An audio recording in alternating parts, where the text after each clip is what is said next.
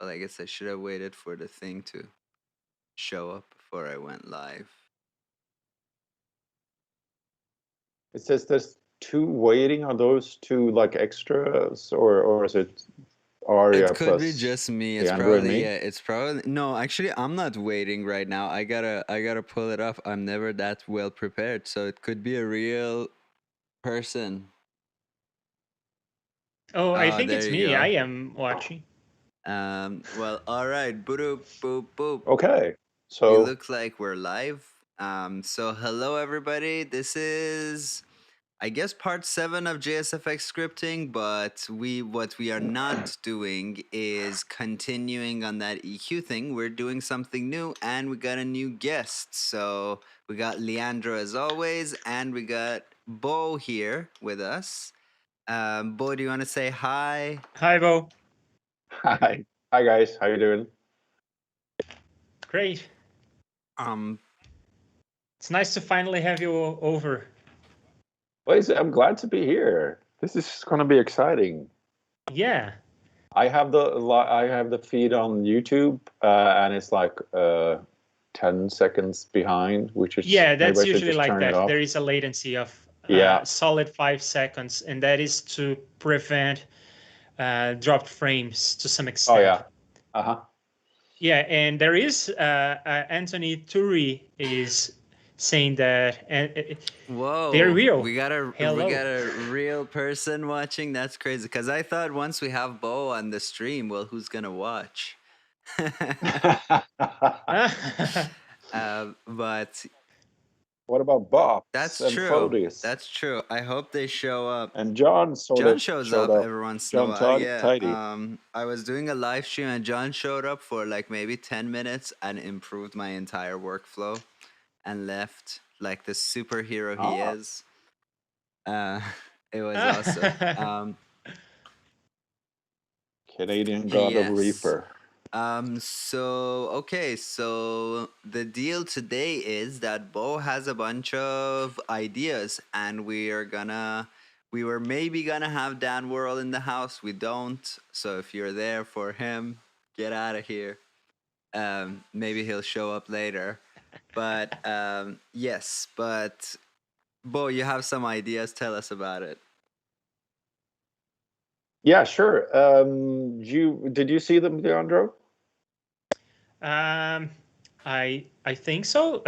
But can we go over them again, please? Yeah, sure.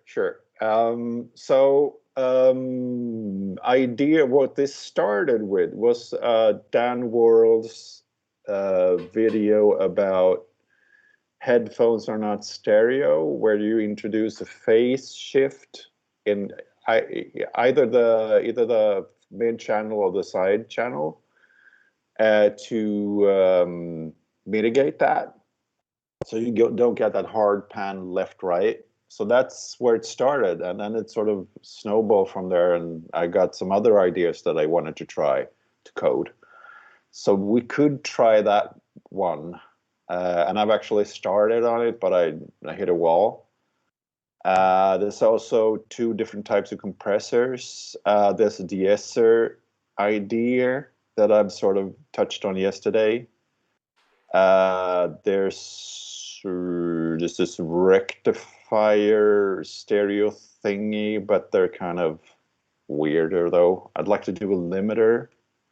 There's also another one that I sort of remembered today. Wave shapers, they're always symmetrical, so the waveform always gets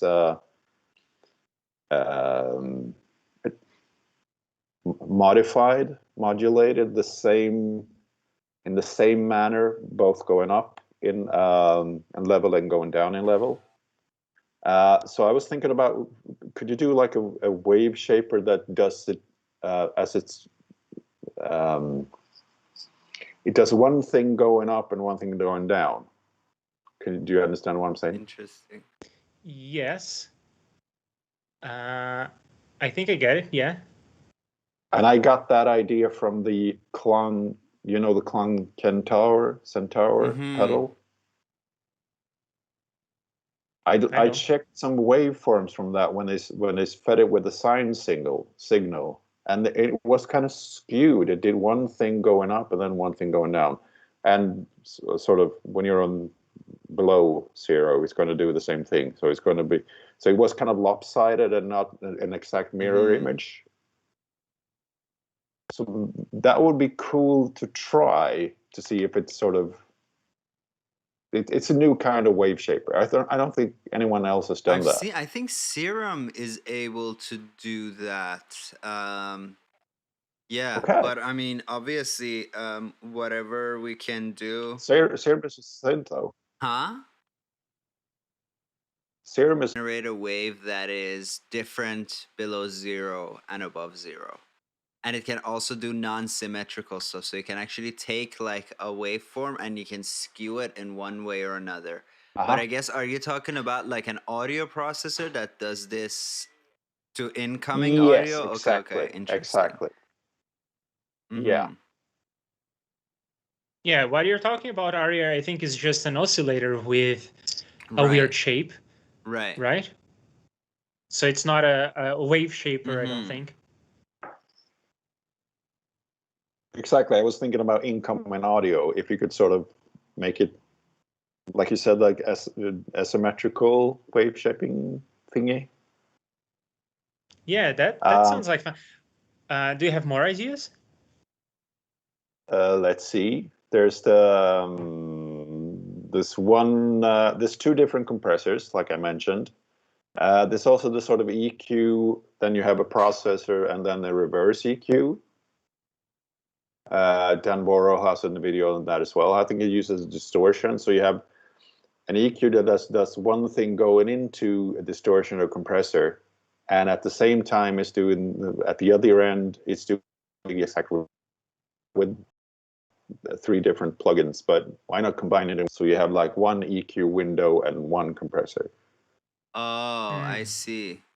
So whatever, like that one? whatever you boost, you put through the distortion, then you cut the same exact thing.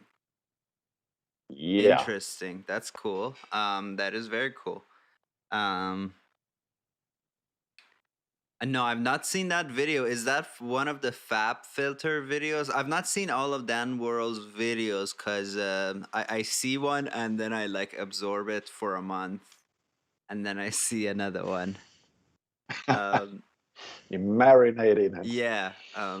It's funny. I said that if you're here to watch Dan World, he's not here, so get out. And then 3 people got out.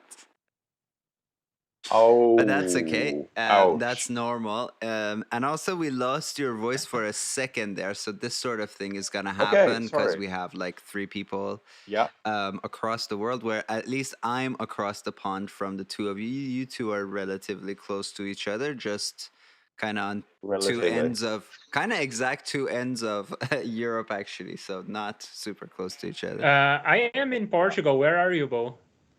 Sweden. Oh, okay. Oh, I thought you were Italian. No? No, my last name is Italian, but I never set foot there. Okay. All right. right. I was born in Brazil, and I was living in the US, and then I moved to Portugal. Okay, where in Portugal? Porto. Porto, all right. Yeah, on the north, almost Spain. And oh yeah, wine district, right? Yes, you're right. Yeah. All right. I actually wrote a song inspired by Porto. I haven't been there, but it's called Porto. Hey Richie, how's it going? Good to see ya. Richie just started making ReaFIR tutorials. Hell yes.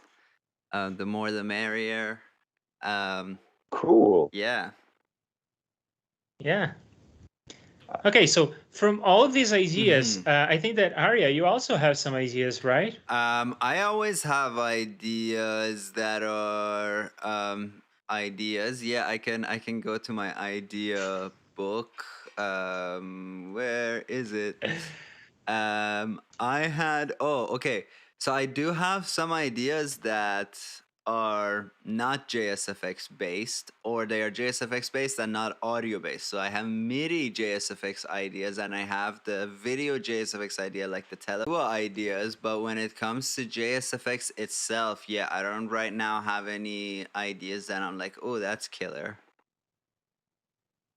Yeah, so we could do something with video because it is the same language as JSFX, and we haven't touched on that, and it can be fun. There is a lot. If there are fewer resources to learn about JSFX and audio programming in general, there are even fewer resources about video processors in ReaFIR. Even the documentation is much more sparse. And the JSFX documentation, how do they work? Did you ask me or Arya? No, I was asking you. Okay, sure. The phase adjusting thing, it introduces a phase shift, like I mentioned, like either to the mid channel or the side channel to create depth in a mix.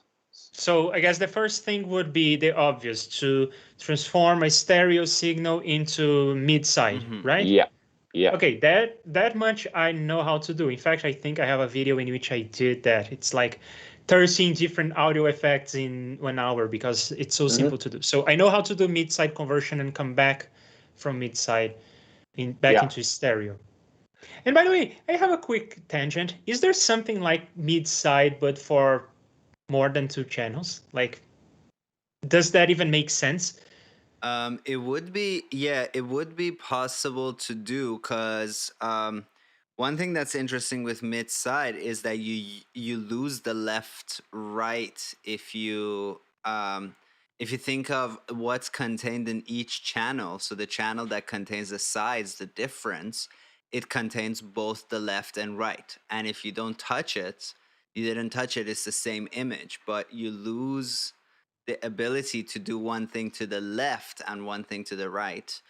So I think there are plugins that could do mid and then left and right. And I think they do the side channel and then they reverse phase the right channel from that, and you get the left and then the other way round. Well, I'm not sure how they do it, but this is my idea of how they do it. I'm not sure I follow, because you're saying that if you have a mid-side signal, well, the mid is pretty straightforward, but the side combines both left and right, and you couldn't affect just left and just right. But that's only if you don't want to convert back into stereo, then does something to the left or right, and then convert back and continue down the chain, right? I guess if you go back to stereo, then you have all the same benefits. Okay. Yeah. I've actually done a bit of experiment, but haven't gone that far. What are, first of all, what plugins are they that does that you meant? I'm trying to think. I think one of my EQs does that. This is the problem with having like a million EQs. Does AOS? I mean, it may be something that you do from a user interface perspective, but the mathematics of it is kind of silly to have left and right separate. I think it's smarter to just go from mid-side back to stereo, do things on the left and the right, and then you're in stereo. Come back to mid-side if you have it. When you say you do mid-side, are you able to do that in one plugin? Because I know ReaFIR has like the encoder decoder thing. Do you have to do the same thing when you wrote yours, Leandro? I don't even know that one that comes with ReaFIR, but what I did on mine is super simple. It's like a single line of code. If you want to pull it up, it's sure. There you go. Yeah, it's one of them. There are two. One to do from stereo to mid-side, and then from mid-side back to stereo. And it is like 2 lines of code. It's just adding the channels together to do mid, and then subtracting to the sides, and then to come back to the opposite. And I divide by 2 so I don't clip stuff, but that's it. So I guess this is the decoder bit of it, yeah. So I'll put this below. I'll put this in front. So left is S+0, right is S+0, mid is left plus right, side is left minus right, and then send it out at these two. That's cool. Yeah, if people are not aware of what we are talking about, just for the record here, there are 2 ways to encode a stereo signal. You can encode the left channel, the right channel, and you send those. Or you can have a mono signal, so you add up both ears and you end up with a mono signal. And then you can subtract them, and you know what is the difference between the left and right. And if you want to see the mathematics of how this plays out, you can go watch my video. But if you don't want to watch any videos, just know that from this representation, the mono signal and the difference between the channels, you can come back without any loss. You can come back to stereo. And the advantage of using mid-side is twofold. Back in the day, they invented mid-side because they wanted to be able to transport stereo signals, but be backwards compatible with mono channels. If you have stereo, a new TV that is stereo, you get stereo. But if you have an old TV that is mono, you only get the left channel, but that's all right because the left channel on this mid-side conversion is the mono signal. So you just get what you used to get, and that's fine. But the second advantage of using mid-side is that you can do things like EQ and compression just to the sides or just to the center of the stereo image. If you are interested in making something more punchy in the center of the stereo image, you can compress the mid and not the sides. Did I make this justice? Yeah. To me, sure. Okay. What's weird with the math is if you subtract the right from the left or the left from the right, you're going to get different results. Well, you get the inverted polarity if you invert the operands, but it doesn't really matter in terms of EQs. I think will not care about this, and compressors will not care about this. And definitely, if you get the encoder and decoder to do this thing in the right in orders that agree, you will end up with the original signal in the end. So, because that was what I was thinking about the plugins that you mentioned, Aria. If they do that, they split like the mid and then the left minus the right, and then the right minus the left, or whatever they're doing. Maybe something like that. I always thought it's like, I always thought maybe they just invert polarity on one of the channels and then put that on top of the side, and then they get just the other channel. That's exactly what's happening. You can see on the decoder on the bottom, the right channel is the mid minus the side. And when we say minus, what we are doing is inverting the polarity and then combining the signals. Oh, okay, yeah. I see what you mean. Oh, okay. Yeah, we talked about this in a previous stream, how when you add two signals together, you are combining them. So when we say on the encoder left plus right, what we are saying effectively is make this stereo signal mono. And when you subtract, a subtraction is like addition, but you have a minus sign on the second operand. So what you're doing is this minus sign is inversing the polarity, and then you combine the signals together. Richie says, I avoided myself. I don't know why it's important. I'm assuming you're talking about mid-side processing overall. Yeah, I'm assuming that's what you're talking about. I got a question about phase for you, Bo. So, sure, go ahead. Maybe I'm conceptualizing this wrong, but so if we have a plugin that is shifting the phase in any way, that how would that work with processing real time? Because how would you know the phase before you see the full cycle of the incoming waveform? So for a sine wave, like, I understand that, but if you have a complex waveform, how can you shift its phase without seeing ahead to what it's going to be? Does that make sense? Oh, there's two methods, and sure, it makes absolute sense. I was asking myself that before I understood it. So Dan explains that there's two different methods. He introduces like a tiny delay to one of either the mid or the side, or there's an all-pass filter which has the same frequency response, but it introduces a phase shift, a 180 degrees phase shift. So, and the one he starts talking about delaying like, what's it? It's like 100 milliseconds, 300 milliseconds. So that's how he shifts the phase. And the phase shift in the all-pass filter is the biggest or the largest. If you set the frequency to like 20, it's going to be 180 degrees at 20 hertz, and then slowly taper off, which is called group delay. So that's but how hang it's. on, 180 phase shift, isn't that like just inversing the polarity? Yeah.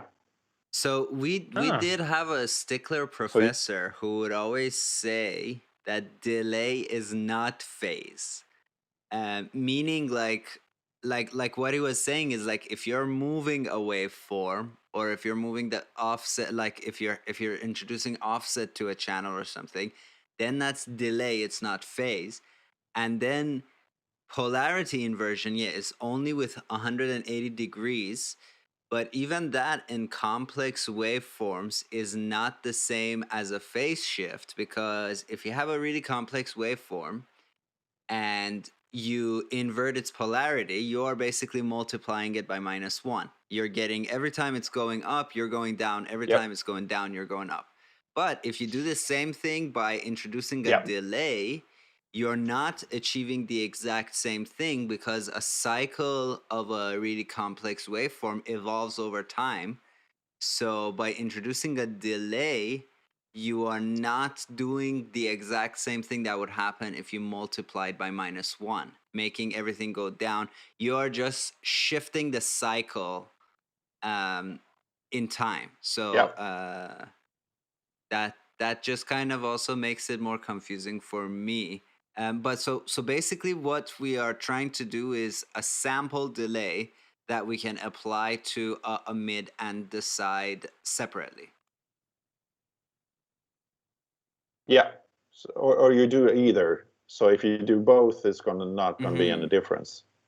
If you apply the same delay to both, so Dan's preferable is the mid, and when I've tried it, the mid sounds the best. So the mid is delayed and the sides stay. Okay. Yeah, but in my head, the plugin should have an option to do either mid or side. But what I'm thinking about phase is the phase shift is going to be like 90 to 180 degrees at the frequency of the filter. Then that phase shift is going to taper off the higher up in frequency you go, or below that frequency. So if you look at the phase response in ReaEQ or whatever EQ that has a phase response, you're going to see that it's Can you see my finger? Yeah. So in a frequency, in that frequency window, if the phase shift is going to taper off the higher up you go, and then it's going to same thing at the lowest. I think that's what he meant by phase. Yeah, I know what video you're talking about. I don't know what the legalities of it would be if I played it here, but I'll include a link of it in the description for people to watch. So I got a proposal for you two. Is that we use Leandro's encoder decoder, and we add a sample delay to it and just see what happens to a mix when we do this. I have a question. Sure. Coming back to the idea that an all-pass filter is just going to change the phase. I have heard this before, but I don't fully understand how it works. And well, if it's 180 phase shift, which is essentially inversing the polarity, an all-pass filter is just multiplying the signal by -1. Is that what's going on? Nope. Sorry. First of all, I think it's 180. It might be 90 degrees. Don't quote me on that. Okay. But an all-pass filter is basically it's a low pass and a high pass that is completely overlapping. So all you get is the phase shifts of those two filters combined. So it has the same frequency response, a flat frequency response, as opposed to other filters that cut off for high pass or low pass. But it's a high and low pass combined, and all you get is the phase shift. I see. So hence the phrase all pass. It passes all frequencies. It's the same. I think I get it now. And my next question is, well, it's not really a question. It's like a proposal. I don't know how to do a phase shifter. I know what a phase shift is, but I don't know how to, well, fix phase issues and whatnot. But here's an idea. Instead of moving the signal over time, which is more or less what we are proposing here, we are saying we are going to do a delay, and that's an offsetting time. Well, there is another way of doing a phase shift, I think, which is like this. So if we want to do 180, we can just multiply by -1. That's easy. So 0.3 becomes minus 0.3. Easy. But if we want to do something in between 0 and 180, how about we do, I guess, it's going to be an offset, but not as drastic. So I guess the best way to explain is by example. So maybe 0.2 becomes 0.3, 0.3 becomes 0.4, and so forth. So you are like taking the shape that is going up, and well, you're kind of shifting it in time, but you're not doing it with delays. You're not remembering past samples. You do this on a single point in time. So you just transform 0.2 becomes 0.3, 0.3 becomes 0.4. So essentially you're like bringing the shape a little to one of the sides. And then you have to think about, well, what happens with 0.9 or 1.0? Then I guess it tapers off. So you can think of a sine wave. Essentially what we are doing is we are taking whatever signal comes in, and we are like, I don't know the term for this. Convolution may be the term for this. I don't know. You're just changing the sample that comes in based on some fixed formula that is not as simple as -1 multiplied by -1. But the effect that it has is, if you have a sine wave coming in, the formula that we will produce the sine wave with a phase shift. Does that make any sense? I need to visualize it sounds this like a delay, to understand it better. Oh. Let's actually make these both monos there. Whatever. Okay. So, you're saying the value here, say the value at this point that we are right now is 0.3. So at 90% phase, would that not be the same as it is here? It would be 0.3, but it would be just on its way down? Yeah. So a 90% phase does not affect this sample, I don't think. I mean, can you move the item below so that it is a 90-degree shift? I can try that. Just want to go to the big area. Eyeball? We can just eyeball it. If eyeball is acceptable, then I can do that. Shablamps. There we go. No. Yeah. That's more like 180. Yeah, okay. That seems okay. So I guess we can go this sample by sample. Can you start at a 0 crossing for the incoming wave? I'll say that the top one is incoming. So let's go to a 0 crossing in there. There we go. Also, hi Mike and hi Rafael. Okay. Hi guys. Hello. So you're talking about stream. Like if we are, what the hell is happening? Something is up with my computer. I can just feel it. I can feel that something bad is happening. Okay. Okay. So this is where you were talking about? Okay. Yeah, so our formula will be when the input is 0, the output is 1. That's what's happening, right? And then you move along. Let's go to the 0 crossing for the output. When the input is -1, the output is 0. So when we're here, There. Yes, so the formula goes like this. When the input is -1, the output is 0. And then moving on, maybe to the zero crossing on... Oh, so that's not going to fly, is it? Because on the first zero crossing on the input, the output was 1. And in the second zero crossing in the input, the output is achieve that with -1. trigonometry? So, trigonometry. well, sorry guys, but it sounds like you're just making a delay though, like a really, really short delay. No? Well, I was trying to do this one sample at a time without any notion of delaying, but it seems like this is not going to fly. This formula that I'm proposing does not exist because given the same input, 0, we have 2 different outputs. Can you indulge me, Sure. Arya? Sure. With a thingy? Can you pull up ReaFIR EQ? EQ, yeah. And then for the first band,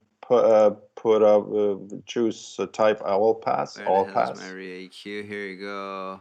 For the first band, choose all pass. Yep. And then show face.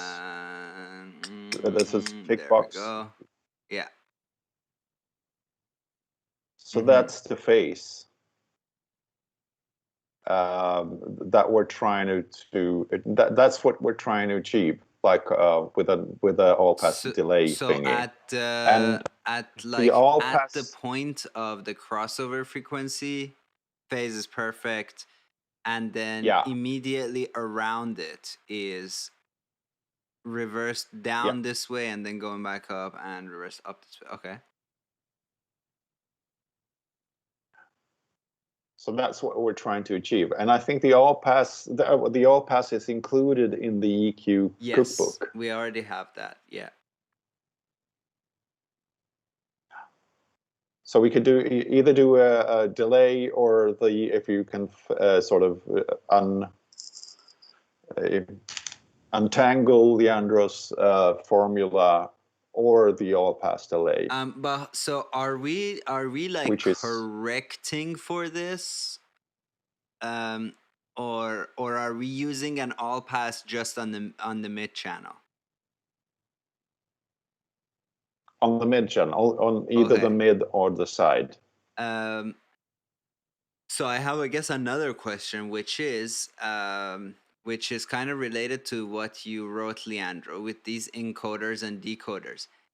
Is there a way to do that all in one plugin? Sure. For sure. Yeah. You can pretty much just copy and paste the code. It'll be rock and roll. And then... Yeah, I suppose we can give this a try if you want, but if you copy and paste the source from the encoder and then the source from the decoder and we change a variable or two, we will end up with a bypass essentially because it will go to mid-side and come back. But then if in between that we do an all-pass filter, then we will have done what you want, Bo, right? Yeah. Okay. Exactly. Yeah. Cool. All right. And can I take a step back here? Let me. I think you already explained this, but I did not get it. What is the purpose of this? The purpose is with stereo speakers, you get like left speaker, and then a slight delay to the right, and then you get all the room information with that. When you put on headphones, all of that is gone. So hard panned left, hard pan right, let's take guitars for example, because that's the common one. They're going to be like really sort of inside your ear weird thingy. It's not going to be as smooth sounding or cool sounding or nice sounding as if you're listening to speakers. So what you do with what this mitigates that to an extent. So you get a cross feed from the left to the right and the right to the left. Why? If you process, good thing. That's a really good question. I've only checked the video that Dan made, and I'm on a first name basis with Dan Borel, for the record. But it does make a difference. It sounds, you get a different depth to the sound, and this is quite the. What I like about this is that no one's done a plugin like this. You have to use a couple of, like 3 different plugins to achieve this. Why not do it in one? Because the math is pretty simple. Yeah, I mean, we pretty much wrote everything already. The mix, I think I wrote on my channel, and we wrote an EQ together. So we just have to copy and paste. That's Plus that's the exciting. options of doing and the mid side and the choosing the frequency and the bandwidth as well. I do want to hear this. Because the face is going to... Like what if, you know, we have the encoder, we have the decoder. What if we put this there? Yeah, we could do this live. Put the ReaEQ between the and crossover frequency. We said what, 500 is, or that's what Richie said. No, choose a low one and a really big bandwidth. Okay, like this. Factor. And you said go lower, like. But you can sort of change. Yeah, sure. You can change it. Are you going to use noise or? I don't know. What do y'all think? Let's use music. Noise. What's noise? You know. Well, first of all, can we try some sine waves with different frequencies on the different sides? Because what you're saying, Bo, is that there will be some crossover between the left and right. So if we hear pure 440 on one ear and pure 1000 in another ear, and we do this, we should hear some blend, right? Yeah, I'm not sure. But what sort of Dan says is sometimes it makes a big difference, sometimes it makes a small difference, sometimes you hear no difference. I've only tried it on like a couple of mixes and primarily on like hard pan left-right guitars. So yeah, and that's what I'm trying to simulate with the sine waves. But with the sine waves, we can hear a little more clearly. Yeah, I don't know, precise. Okay, I'm doing that by going. Okay, one is 440. I'm gonna make the other one for. Well, let's make it obvious. Let's make it 880. And let's make the third one be, I don't know, 660. So we got a power chord of sine waves. Double check my math. 880, 440, and 660. Okay, and why don't we do 440 be in the middle and 880 goes left, this goes right. Nothing here, nothing. Yeah, I think it will be more obvious with hard pan, like 2 hard pan things. Okay, but let's try it. Let's try it. Well, I'm also keeping something in the center. So now what we gotta do is your mid channel, Leandro. Whoa, what's all this crap? Your mid channel is channel 1, correct? I guess let's check forget. it out. Left. Yeah, left. You said that ReaFIR comes with something for mid-side exactly conversion, what encoding you're and doing. decoding. Yeah, I think it's like mid-side 2 different encoder, ones. mid-side decoder. If you want to see it, I can pull them up. Yeah, can we see the source code for that real quick? Because I want to make sure that I have the right math on my one. So yeah, on my encoder goes Shablamo. Seems like.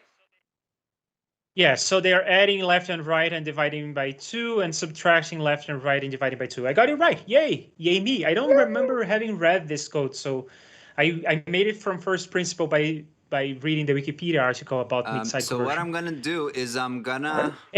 And the decoder, is it the same as well? Did I get the decoder right? The decoder. I'm assuming because they couldn't do a different math for the end. Maybe they have some extra. But they have some sliders, so there is something weird going on. Yeah, exactly. You can do some adjustments to it. Yeah, but essentially, yes, they are doing some volume adjustment, whatever, and then they are adding things together to have the left channel and subtracting to get the right channel. So, yep, looks right to me. Well, at least looks the same as the thing I have. Yay me! I know how to read the Wikipedia Yay, article for Leandro. the thing. So I got right now only the EQ applied to the mid channel. Nothing applies to the side channel. Get rid of this. And I guess check the volume on these babies. Let's just bring it down 12 dB. Everybody in the world, ear check.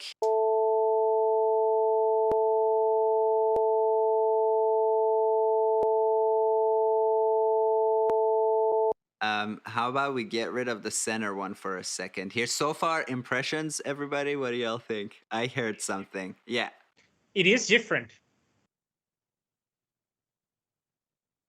Did we lose Bo? We may have lost Bo. Oh no, you're here. I don't know.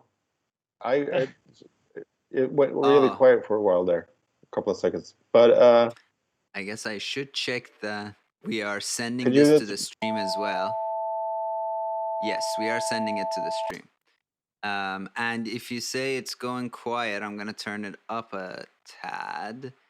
Ear check, everybody. No. It was just that we stopped speaking for a while. Oh, volume is fine. The volume is fine. Okay. Turn it down. All right. So this is without.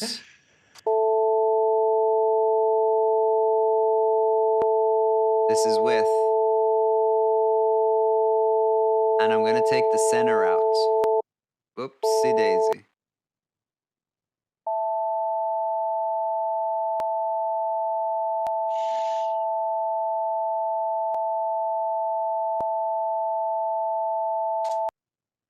So I don't know if I hear a crossover per se, but I definitely hear that it got like wider.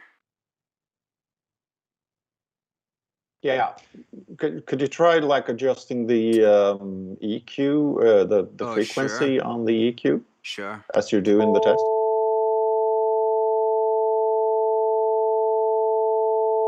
Whoa. It is doing something.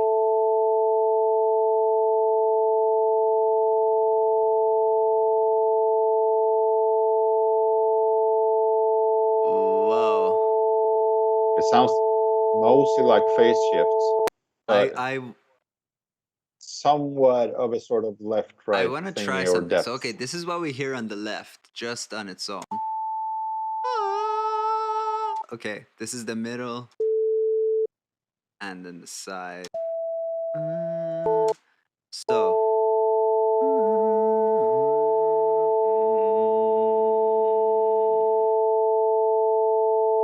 Whoops, bypass. Yeah. I'm feeling like I am getting the frequency that is centered. I'm starting to get it kind of spilled out to the sides a lot, which is very cool. Do you guys? Could you try it with noise though, like stereo, a stereo just straight noise? up noise? Sure. Yeah, white noise. White noise generator. No, use mine. Shabloinks. Let's make this smaller. Let's bring the gain. Oh, I like that yours gain is already down. Who needs white noise at 0 dB? Is it mono stereo? It is stereo. Though? We can even. Oh, cool. It is multi-channel, sir. You can have 5.1 noise if you want. Ooh. Okay.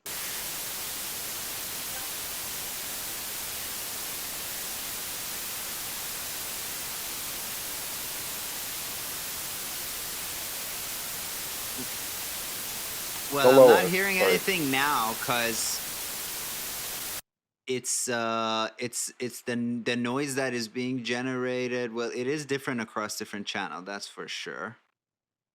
Yeah, we can see that they are different, but why don't I hear anything?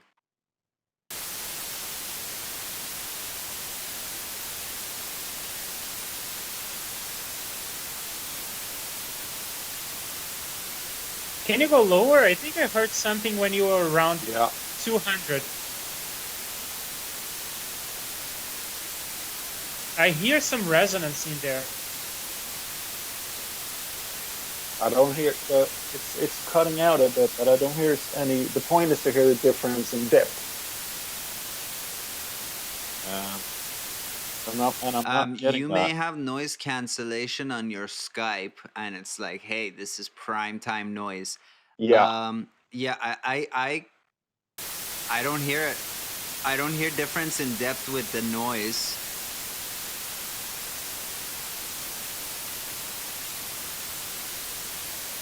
But do you hear the resonance I'm talking about? I'd be lying if I said yes. So maybe it is Skype, I don't know, but I hear, and we are playing with the low frequencies, but I was hearing the resonance on the high frequencies. Maybe just because it's noise, I'm not hearing anything that my brain can latch onto with the signs. I mean, with the signs, I think it was pretty obvious. And let us know in the chat if you thought you heard it or you didn't hear it. But with the sign tones, I felt it very obviously. Yeah, I think that Raphael is hearing what I hear. It's like a phaser. Yeah, especially when you were moving around, it sounded like a phaser. Well, when I move it, I phaser, hear it, basically. but when I A/B it with the original signal, I didn't hear that like depth thing happening. I want to try a mix. What do y'all say? Just find a song. Sure. What's the song? Or let's just use a weird sound. How about that? It's weird sound or song? You had a crazy cat in there. Can we have the crazy cat maybe? Be careful what you wish for. Okay, it's a crazy cat. Is it your cat? I took the sound of one cat and I needed to create the sound of a swarm of giant cat monsters. So this was one of the layers of that. So this is without.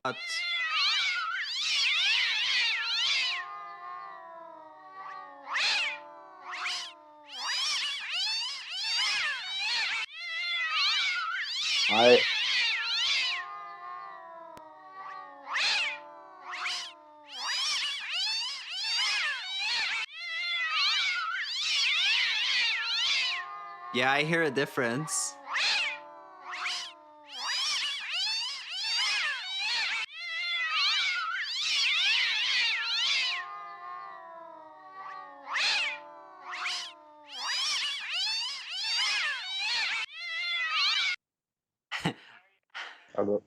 Arya, you have the best It is job. fun. It is fun. I remember it being longer too. I may have written over what was like a good 2 minutes of this. Oh, lots of crazy cats. Maybe that's what. I love it. My Skype feed is mono. Is yours mono as well, Leandro? What?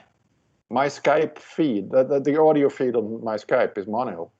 I can hear the phase differences, but it's completely mono. I don't get any stereo information. That may be the case for me as well. Yeah. Richie, you say you got one. What are we looking at here?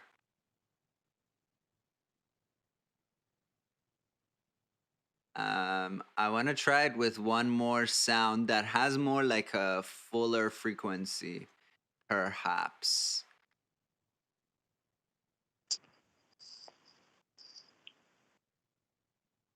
I want to try it with this.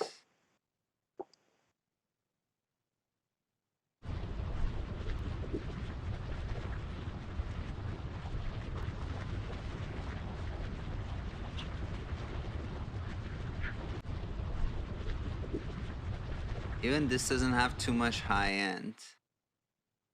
Something.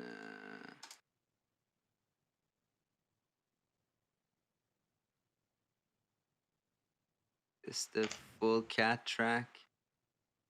Oh, we don't want a cat track.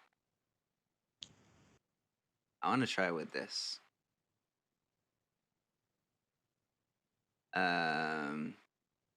All of these files seem to be destructively destroyed.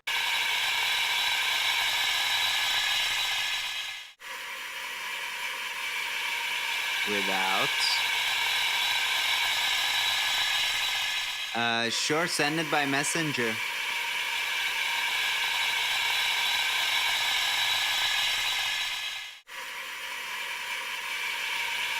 Arya, I have an idea.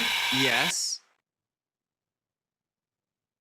Can you go back to the sine waves and bounce them so we can see if we can try to make any sense of the shape of the wave coming bounce out? all three of them together?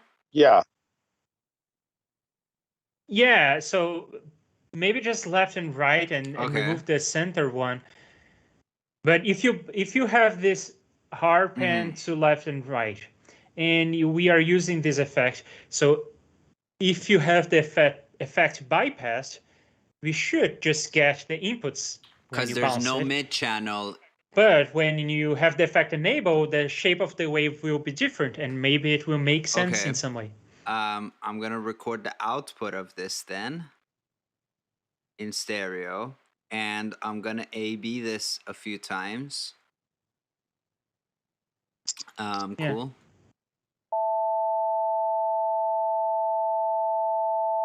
I'm gonna play with this while it's on.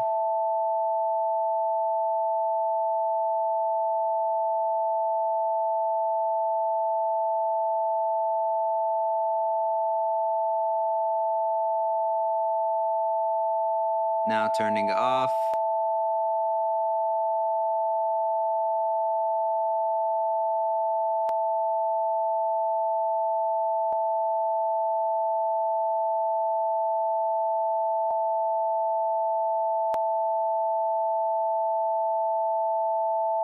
All right.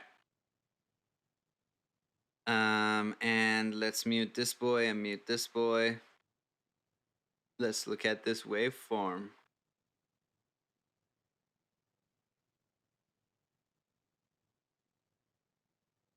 Yeah. It is not a sine two wave. sine waves that are our sides were a fifth up. So it's not a sine wave. I should have made a marker on where I was planning to stop it, but I guess it's like right here. Yeah. That is a sine wave. So yeah, it is doing something to the waveform, that's for sure. Well, we could hear that it was making something to the waveform, but and I guess it is true. Yeah, it is kind of bringing some of the sides into the other side. Yeah. Another thing that I noticed, and I'm just gonna put this kind of over here. The other thing that I noticed is, okay, so with the EQ, as we go over the frequencies, they start to phase, obviously. But once we go past them, now turning off, how am I just hearing myself? How did I just hear myself? Oh, because this is armed and recording. Dumb. Okay.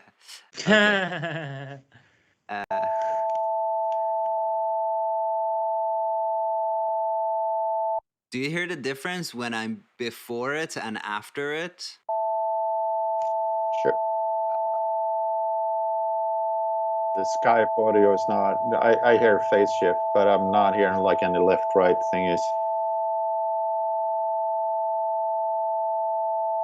Yeah, I think we can fix this for the next time we do a stream together. I'm planning on not using Skype and using Video Ninja. We'll see if that is better. It is supposed to keep the stream high quality, the audio stream. Okay.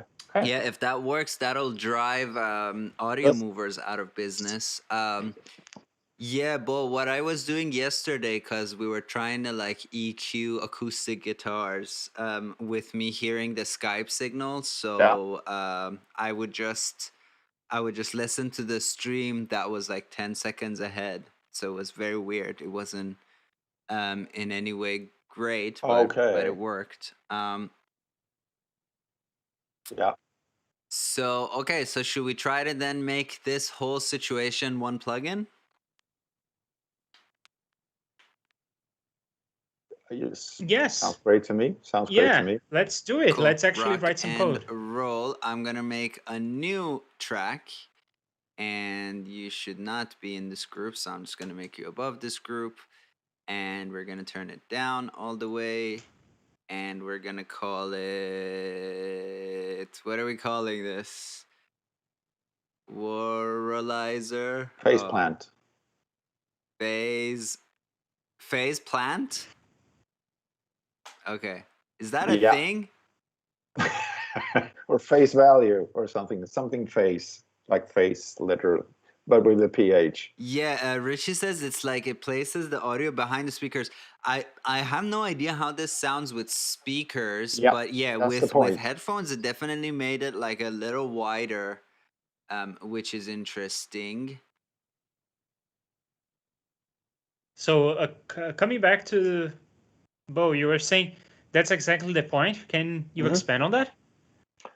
Oh, not in technical jargon, but that's what I've experienced. It sounds like it's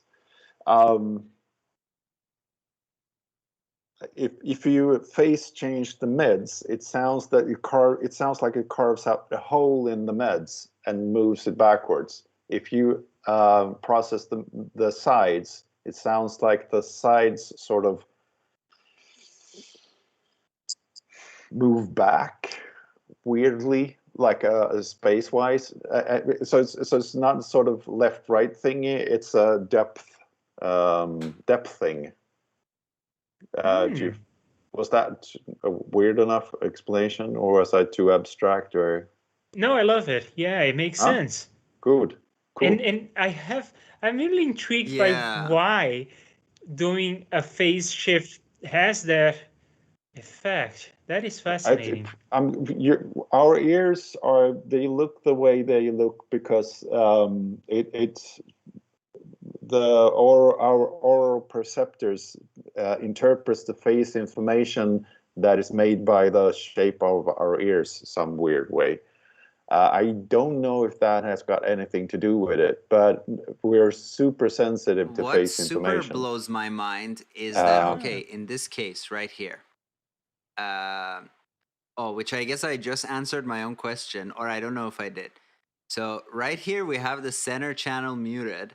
So we have basically no mid channel theoretically, because we have two totally different sine tones, one hard left, one hard right.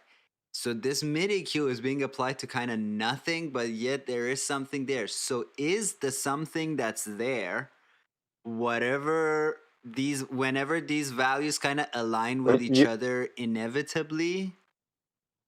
You know what I mean? Like, no, Arya, when you say that there is no mid, what do you mean? I mean, the mid is just the mono signal, the left and the right combined. So that's no, but if there's nothing that they have in common, would that not make it no mid channel? Well, if they are the same sine wave exactly out of phase 180 degrees, they will cancel out. But even then, there is some information there. So like basically whenever these values just line up, even though they are two different waveforms, like, well, let's find one, like around right here, that's when we are seeing something in the mid channel, right? Well, in most places in this waveform, we see something in the mid channel, except for when they are destructing. Yeah. Oh, except when they fully cancel out is when that will go to the side. Yeah, Arya, how about this? How about we have the mid-side encoder, the mid-side encoder enabled, but just that, and then we render this so we can see the mid and the side. So I do this. That's smart. Yep. After that, it tends to just be the same, so I just do a few seconds.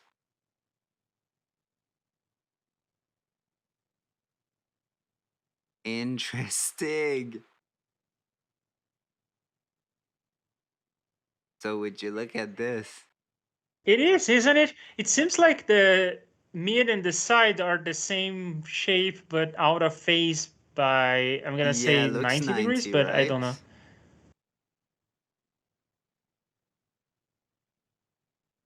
Was the EQ was on. Now the EQ wasn't on. Right no. now it wasn't on. So let's try So it the- with the EQ on now. Now, We'll code in a second, everybody. I'm just trying to wrap my head around stuff.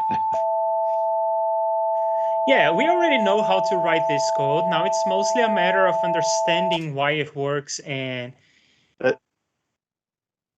another thing we could try, which I've made a plugin. It's the simplest plugin I've made. You add left, hang on, left, and then you add the face inverted version of the right. So that if is it's your sides. What you is just side, described right? Yeah. is the side when we say mid Because side. it's a different. no, you do it. You don't add. You add the face inverted. No.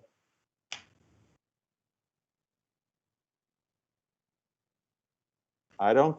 Actually, I don't think it's the sides. Hello. Hello. I'm hearing you. Yeah, because I call this I call it ghost, because when you do that and just listen to that signal, it sounds in headphones, it sounds like it's coming from the back of your head, like right behind your head, weirdly, and it completely cancels out in mono. And it's this old it's a cheap, people used to do it in car stereos and in home stereo system, like film stereo systems in the way back. And it's Brian Eno describes it for one of his ambience records, where you plug, you have left, right, and a third speaker that takes the plus poles, and you hook that up to the plus and the minus pole, so you get the left and right completely out of phase in one. So you sort of, yeah, that's what you do. You sort of But wouldn't that be the same as subtract the mono, the mid. So like Sorry. if you take the left and you take the reversed, cause saying left minus right, isn't that another way of saying left times -1 times right? No times in there, just plus -1 times right. So what you're saying, or are you saying that gets subtracted from the mid channel? The phase reversed version of, sorry, the phase reversed, you need to phase reverse the right channel before you add it. Yeah, that's what we did to produce the side. Okay. Can you show the formula again, Arier, real quick? And you are going to write the thing that I want you to write now. So can you change this? I know what you are going to write, and I think that's what we need to see. I was gonna do left I made it more times -1 times right, like this. Plus. Yeah, don't say times, say plus in the middle. Yeah. There you go. So that's. So they're the same. Yes. So the subtraction is the same as the thing on the right with the plus and then the -1 times. And the -1 times right is inverse the phase of the right channel. The plus means combine the signals together. So what you're describing is the side. Okay, I get it now. And when you hear just the side, if you just have, if you do that mathematics and then you hear the result, it sounds weird. Yep.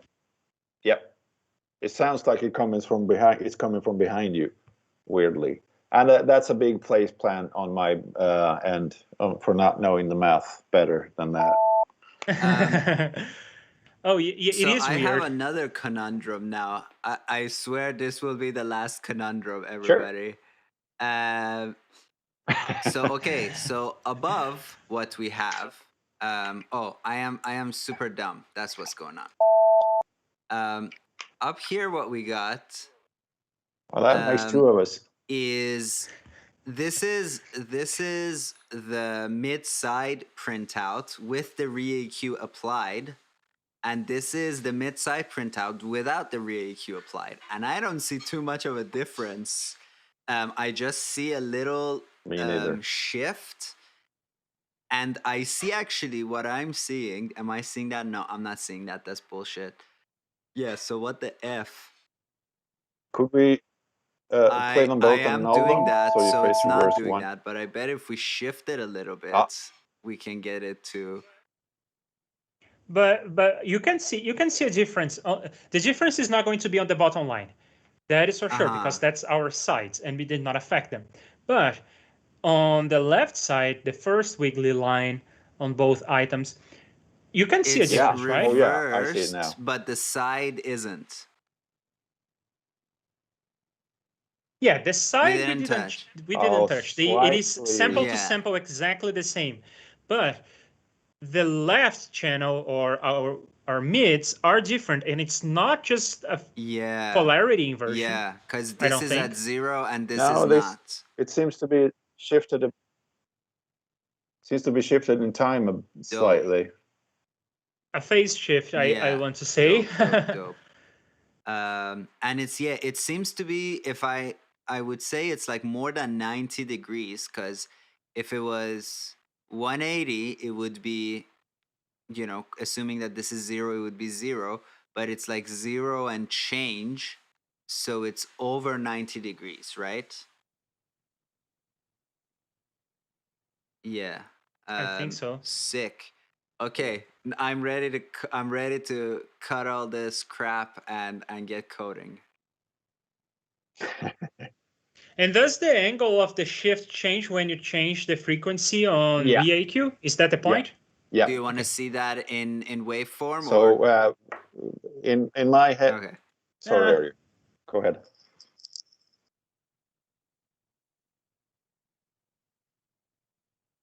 And do you want to bring Rich's project just so we can see what the base looks like? Oh, you sent it to me on Messenger? Okay. I suppose. Cool. All right. I am going to turn my display off for a second, just because I don't know what's out there. You have shameful content. But we still see everything, no, if you guys see it, that's okay. Then I'll know who has my credit card. Okay, while you're doing that, I'll explain to Michael what we are trying to achieve here. So, Bo, can you explain this, because it's your idea in the first place? No, it's Dan's idea. I'm just the conduit. So the idea now. Yeah, so the idea is to split a signal into the mids and sides and phase shift the mid or the side to create a depth in either a bus or a complete mix. So you get a cross, whatever's in the left or right channel is going to get a cross feed from that. Richie, I got nothing on my messenger from you.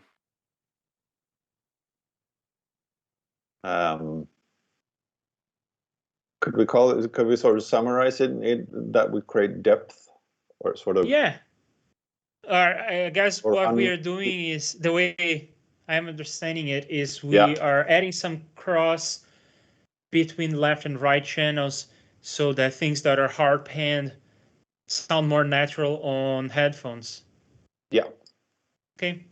So we're making depth, creating depth, or uncreating sort of. Okay, we can check Richie's project later. Yeah, Richie, I don't have it in my. I don't have it in my thingamajig. I don't see anything in my messenger. What was Richie's project? So Richie said that check this out. I got one. I did a bass mix. Oh. Yeah, but there's nothing in my messenger. For in JSFX or?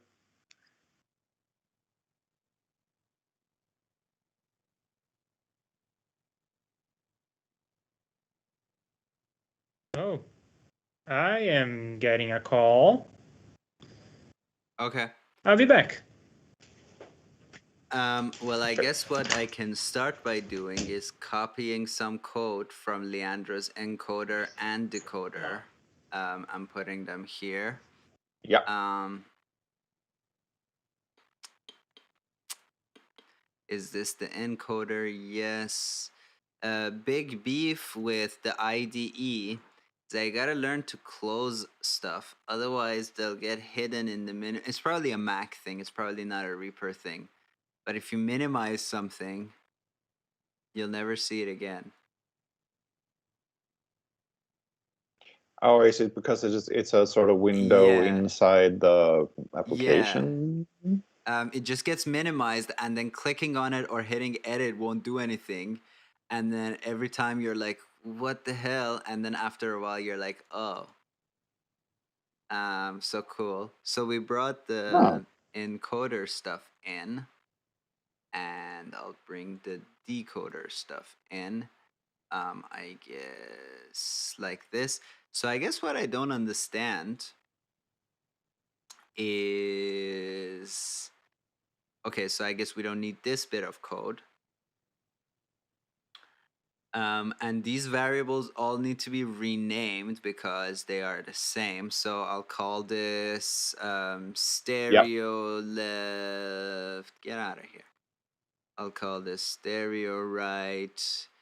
And then this is ghetto coding. I know with Visual Studio Code I can do all of this without doing the thing that I'm doing manually, but you know, bear with me. I am but a mortal. Cool. So then left becomes mid plus side divided by 2, right becomes mid minus side divided by 2. And then this is the part that I'm not getting, which I guess Leandro will clear up for us. Like we're saying SPL0 is mid, then we're saying it's side, then we're saying it's left, then we're saying it's right. And if they're all in the same sample block, they're gonna run in a loop. So that's not gonna be bueno, unless we do something like we do with the EQ, where we go like yn minus 1 is one thing, and then do a bunch of stuff to it.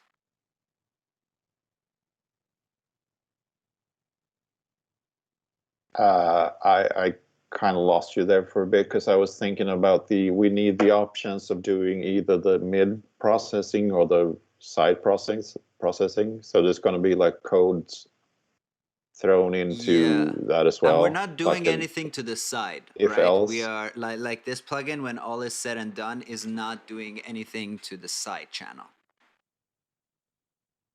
We should have that option. Okay. Because it's gonna sound different. Like I described it. So the mid kind of scoops.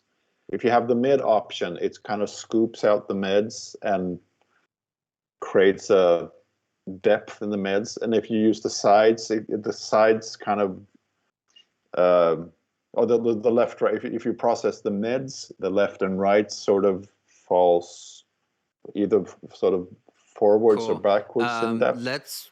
So it sounds different. So I think we should use both options as well. And Michael, if you missed the earlier demonstration, maybe this will be helpful. So right now, we got an all-pass filter on the mid channel. We got 2 sine waves. Let's hear how it sounds.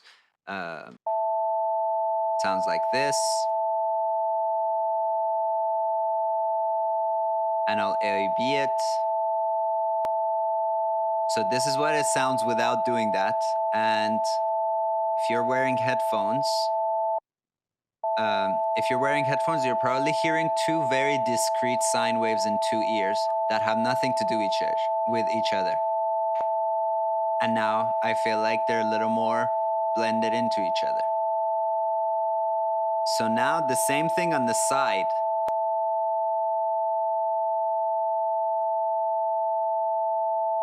I hear the same thing almost on both. Let's make this 200. And I'll make this 200. And let's do this.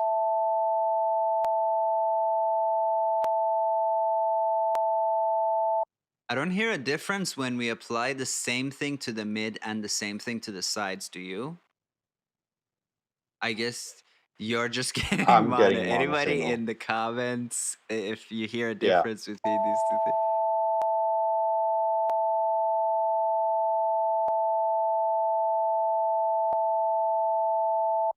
Yeah, I'm not, I guess we can always print it as well.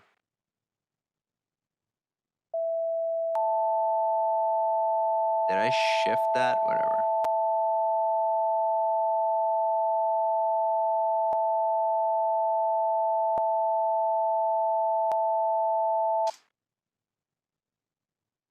Oh, you sent it by mail. Okay, I will check that out shortly.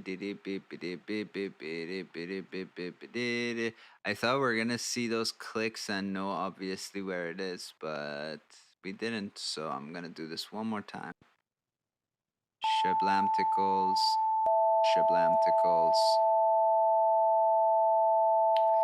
So I'm going, now it's the sides, now bypass.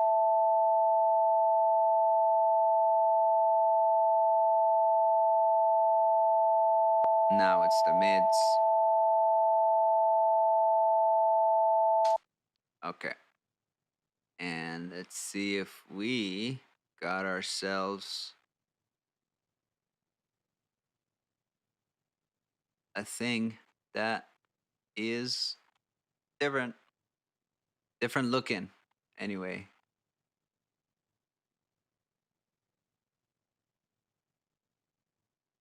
Yeah, they look quite similar. They sounded quite similar.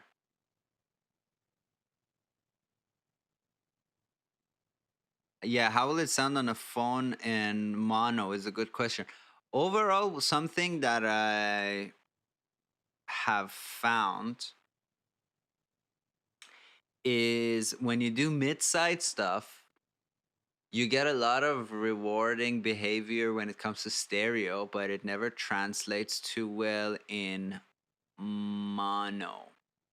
Because as you're doing mid-side, well, I guess as you're doing certain mid-side things, like if you boost your side channel, then you're affecting the correlation, like dipping it below 0.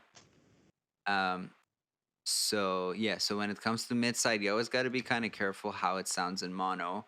Though I personally don't really care too much what happens in mono. I don't know. That's probably just dumb to think that way. But I'm like, none of my songs will ever be on the radio, and that's not like me putting myself down. It's like no, like not gonna end up on the radio. I listened to one of Yeah. your albums Yeah, I this think my week. It's music really is really good. good, but I do not think it'll be on the radio ever. You know what I mean? Oh no, yeah, I'm Yeah. not saying that it will be on the radio. I have no connections with radio stations. I'm just saying that Cool. it's my Thank you. kind of music. I like it. Awesome. Yeah. So I'm back. What did I miss? We just did a comparison. I shouldn't have deleted it, I guess. Just trigger finger deleting. We did a comparison of what will happen if we put the same EQ on the side channel and not on the mid channel, and then on the mid channel and not on the side channel. And Bo made this comparison before, and he said that the mids I just sound didn't better, hear a right? difference. Well, it's I was quoting Dan actually, but they're definitely different depending on the material. Maybe sine waves aren't the way to sort of. We should really like hear a mix as well. But anyway, let's.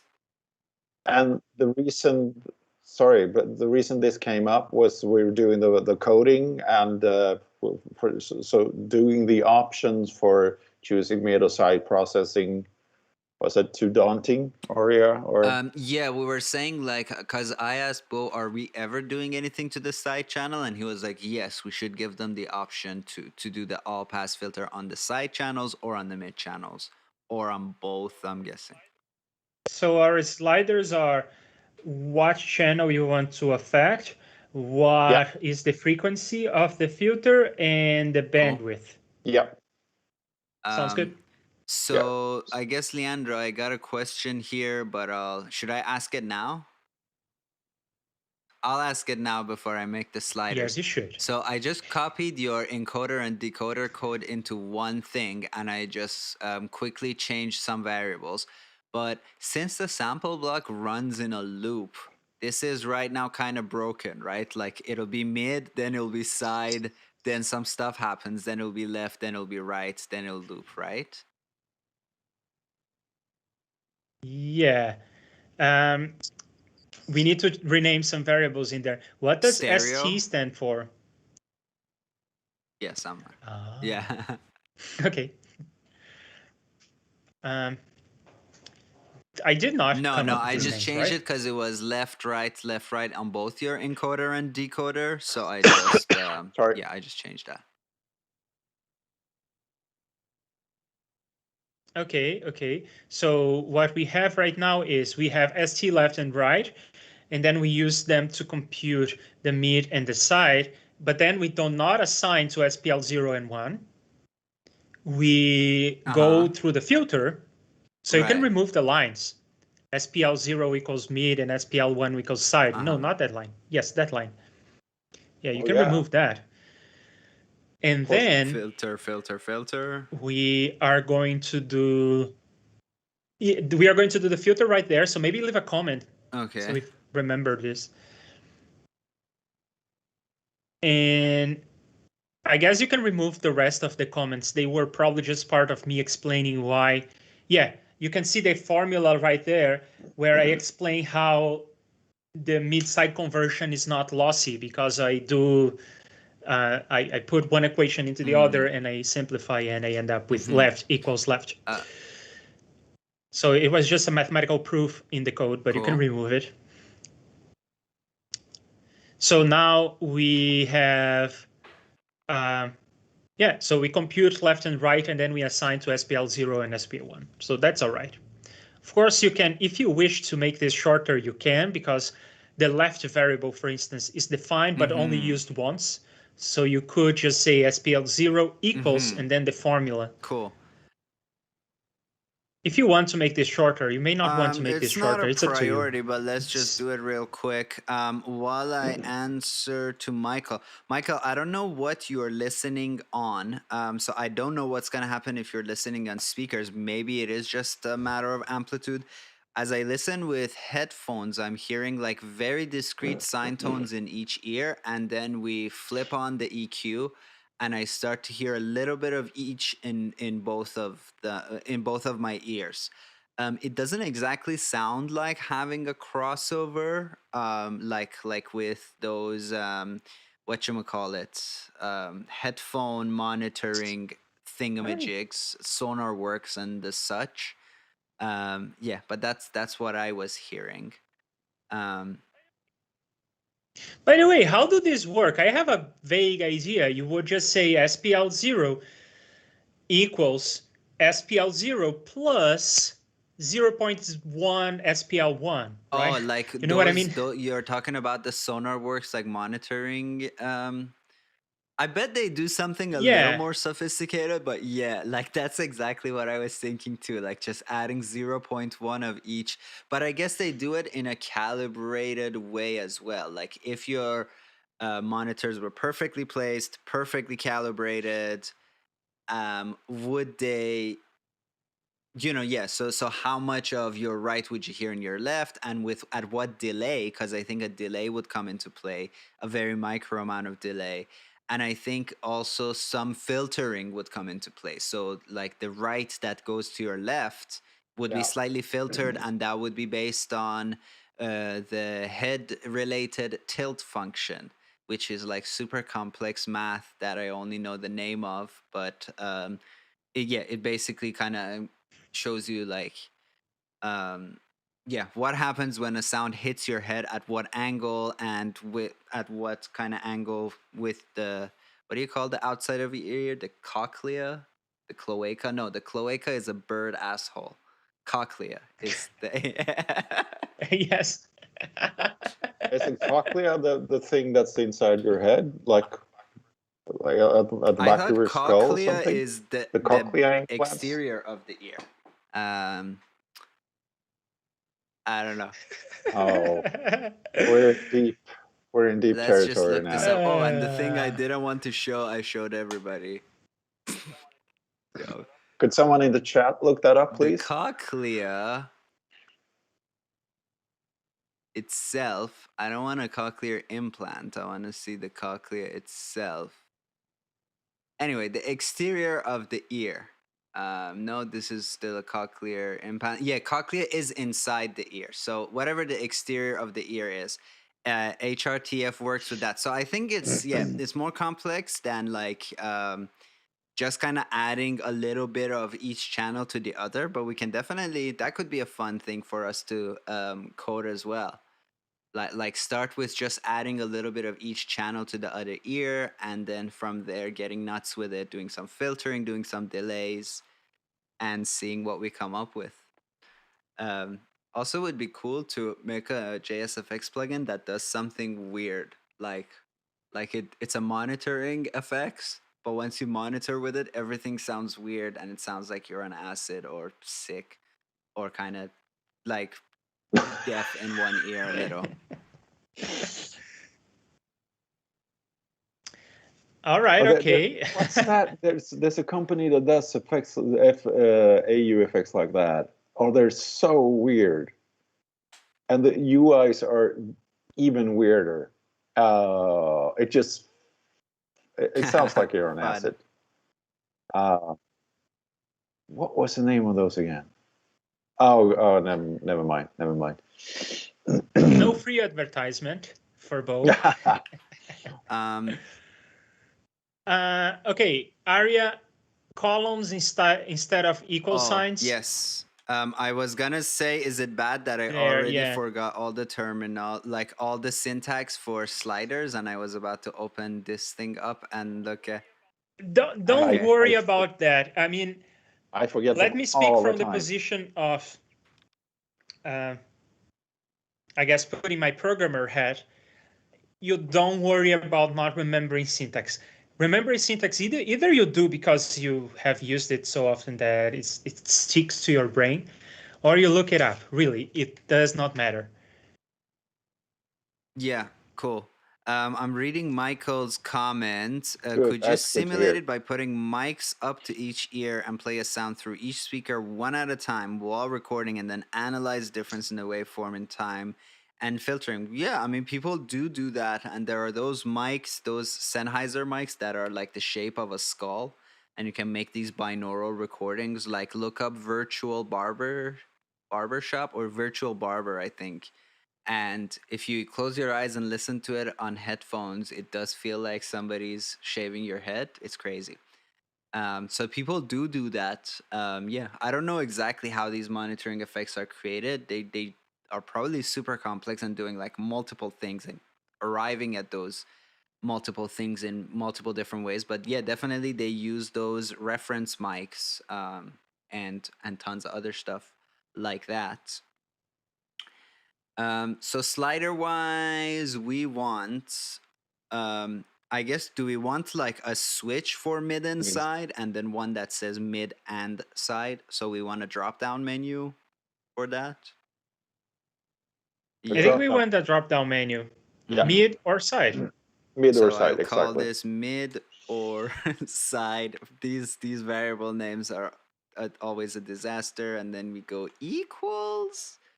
And we go 0. You go and we go Shabloinkier. And we go this. And we go, let's by default have it just be on the mid. And we do a little bit of this. And we go mid, side, mid, and side. What? Sorry. Why is there an option for both? Sorry? Because if you phase shift both the equal amount, okay, yeah, it's not going to make a difference. You're right. Yeah. I guess the question becomes, what if we I had guess so.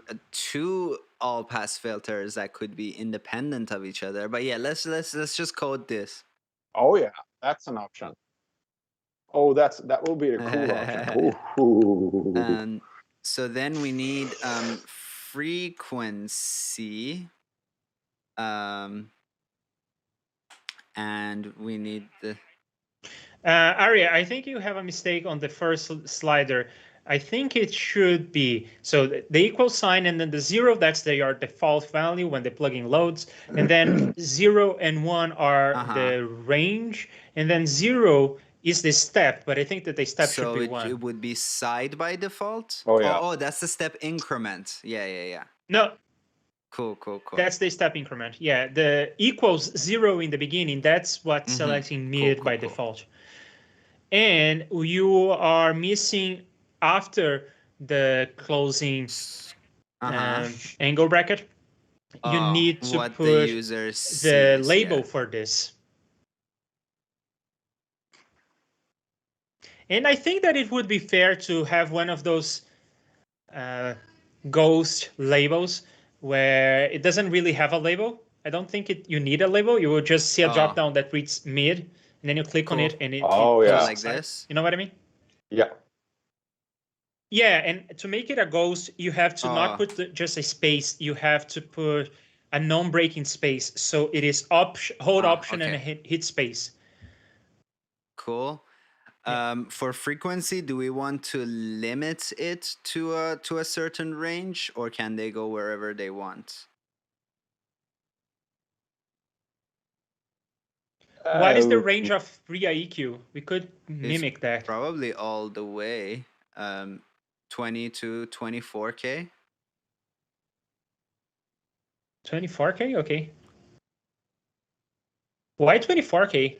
Oh, because of 48,000 samples. Okay, I get it.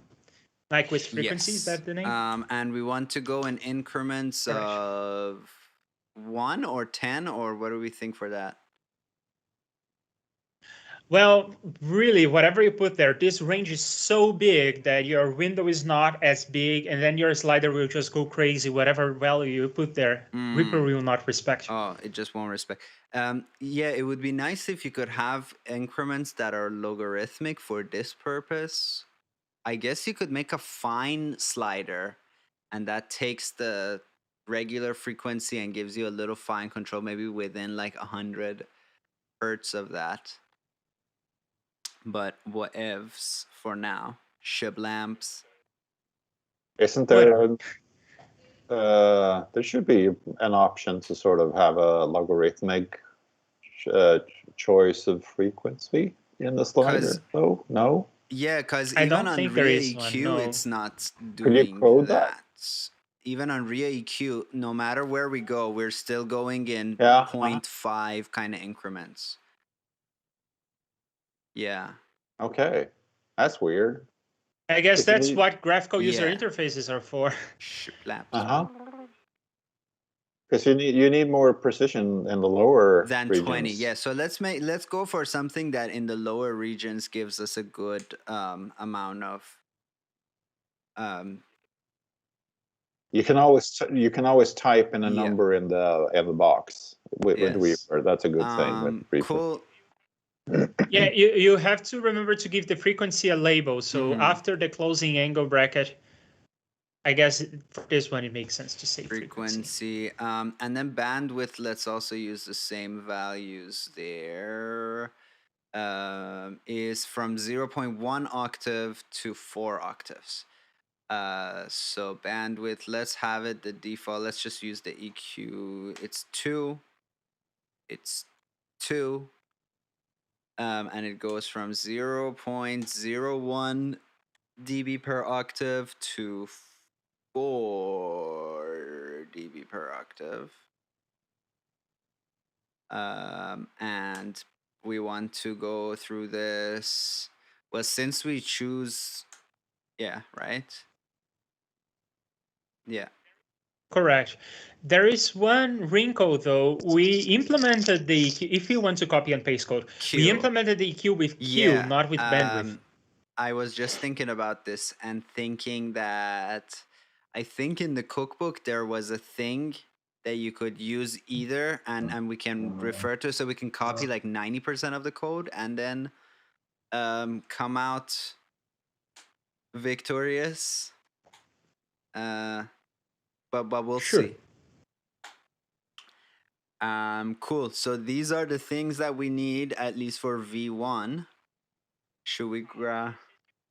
Oh, so since you are putting the unit of measurement, you set octave for bandwidth. That's say true. hertz for frequency.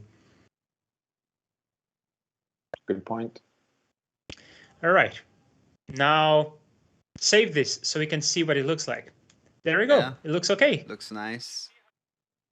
And you see how ReaFIR is not really respecting the value?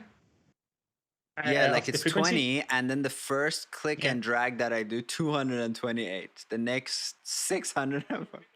Yeah, it's because your window is not wide enough. You can just pop this into its own window and make it as wide as your display, and then you have more fine-grained control. Ship lamps. Yeah, like that. What I'm thinking is that maybe over like 10K, there's not going to be that much of a difference. But let's make a prototype and then beta test it and have people beta test it and see what sort of ranges are useful. Okay, so should we refer now to the EQ cookbook there, or should I just copy from my thingamajig? Whatever works for you. I'm thinking we should reference the cookbook just because I'm pretty sure I did some really weird stuff to mine that may break the entire... Hang on, my cat is acting up. Sure. Cat. Cue the crazy cat sound. It was, I don't know if you're a fan of Rick and Morty, but it was for a Rick and Morty scene. I was redoing all the sound for the Two Brothers movie trailer. And there's a point where they're attacked by giant cat monsters as there's a tornado. So I had to make. I don't remember it that well, but you worked on Rick and Morty. That's fun. Not the actual Rick and Morty. I just did it as a personal project. Get the fuck my Safari. I just stole their clip and stripped the audio track and just did it from the ground up for myself. Okay. Okay, so the thing I was looking at is with an all-pass filter, do we APF, it's right there. Yeah. What I was wondering just now, we are doing something to the... See, this is what's blows my mind. So far, what we've been doing with EQs, with the all-pass EQ, there's zero gain applied. We are just using the phase shift of that thing. I don't think the gain makes any difference. Yeah, it doesn't change the phase, right? So as we change the gain, it just doesn't do anything cool. It doesn't do anything with the all-pass filter. I don't know why the ReaFIR interface shows that slider. It's kind of misleading. I think it's just a more recent feature that you can hide sliders based on drop-down menu values. But that's not a JSFX. That is a VST. That's true. Okay, so what I was looking at was a way I think it said here. Yeah, so bandwidth in octaves. Yeah, I mean, you tell me if this makes sense to you. Bandwidth in octaves. In dB gain divided by 2 for peaking EQ. It just doesn't say for...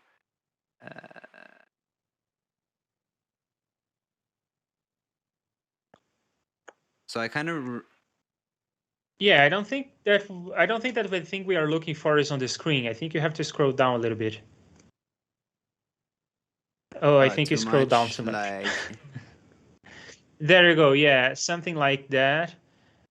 Yeah, so you see how alpha and beta have different flavors depending on whether you have bandwidth or Q. Yeah, alpha well, not actually beta, just alpha. Yeah, just alpha changes. Cool. There you go. So we just have to change the formula for alpha. That's fine. Cool. So let's copy the rest from the one that we already have. Maybe even the function. Is this the thing? That is the thing. So I guess what we need is, and we made a function. I guess let's bring the function in its entirety and then simplify it once we get to the other side. Yeah. Ship lamps. And filter goes here, ship looms.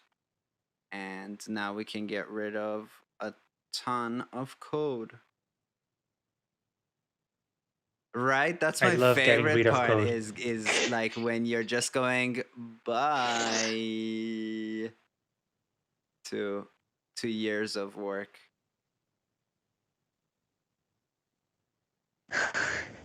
Shouldn't the function be in the init? Well, we'll init do section? that, yeah. I propose that we don't have a function, that we just Okay. inline the code, essentially. Yeah. We just write the code right there. So All right. It is a good question, though, because it ties back to a more software engineering principle. So remember how I was saying that remembering the syntax is a silly thing? And that's because some companies do require you to kind of remember syntax when you are being interviewed, because you have to write code on a whiteboard, which is I'm strongly against that. In any case, remembering syntax, I think, is silly. And as a separate software engineering point, you can extract this filter function into a library of sorts and then reuse it, and that's cool. Or you can kind of copy and paste, and there are different trade-offs. Copying and pasting, some people would just frown upon and say that it's wrong, but I don't think it's wrong. I think it's an excellent idea in many cases. And there are some communities that kind of favor that. For instance, in the Go language, there is this language called Go, it's developed by Google. And kind of the ethos of the community is that, yes, you can reuse code and you can use modules and libraries, but in some cases you can just copy and paste and it will be why fine. would copying and pasting not be fun? I think a lot of those things are like ego things and there's no practical reasons behind it. Like I've heard people say, well, there is a reason. There is a reason against copy and paste in this context. So suppose that your EQ becomes better, you find better formulas, or you find a way the case may be. Then when you have a function that you extracted into a library and that you reuse in different effects, all the effects get the benefits. While if you copy and paste, you either have to go through all of them and fix everything, or you will make a mistake in the middle and one of your effects will be broken, or someone else may want to use your library. For instance, you, Aria, have used a graphical user interface library, so that's fun. Yeah, but I didn't understand it, so that's not fun. What did you do? I used it, but I wouldn't say I fully got it. I just kind of copy and pasted. So I see. I guess my problem is with absolutes. Like people go, "Oh, I would always build my synths from scratch," and it's like, why? That's just an ego thing. If there's a preset I can, I can press and I got the sound that I need, then it's only a matter of soothing my own, like, ego to say like, oh, I did this from scratch.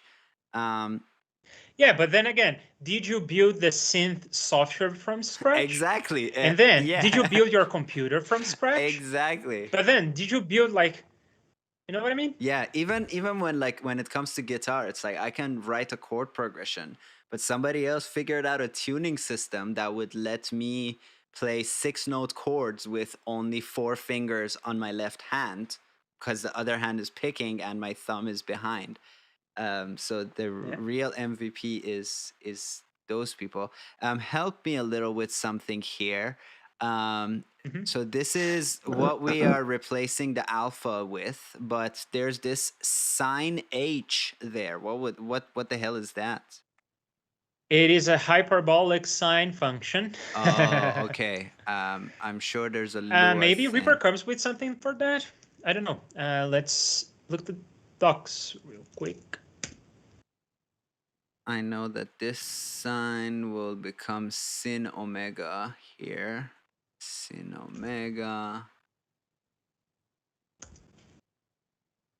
No, SimH is not available for us. Oh, geez. Maybe that's why we decided on Q, even though Q is a more No, elusive. that's not a big deal. Let's just look for the formula for SimH. It's not hard. Oh, okay. I'm on the Wikipedia article now. And there you go. Okay. Do you want to open the Wikipedia article for hyperbolic functions? Sure. Hyperbolic functions. Hyperbolic functions. I got some hyperbolic. And then scroll down to the exponential definitions heading. It's this that we need? Okay. Yeah. I mean, there are other formulations. You can see that there are different definitions. There are exponential definitions, and then there are differential equation definitions, and then there are complex trigonometric definitions. And because we are not using complex numbers in this effect, I decided not to go with the complex trigonometric definitions. And because differential equations are a nightmare, I decided to go with the exponential definitions. They may not be the fastest, but who cares? It's just like one addition, one exponentiation, and a division, and it's fine. Okay. It will be fine. So Whatever. the E, I don't even see. You may have to read this for me because once I resize it so everybody can see, I myself cannot read it. Okay, it's fine. So there are three equivalent definitions, and we can think about which one we think will be the fastest. I think that the second and the third one are kind of equivalent in the sense that they don't only do two exponentiations. Oh, the first one also does only one exponentiation. So it doesn't really matter which one we pick. I guess I'm gonna go with the first one because it kind of looks neat. Okay, yeah. Looks the neatest. Yeah. So for E to the power of something, so okay, do you want to take a step back and really understand how to read this? Or do you think we can just go ahead and implement it? I would like to understand it, yeah.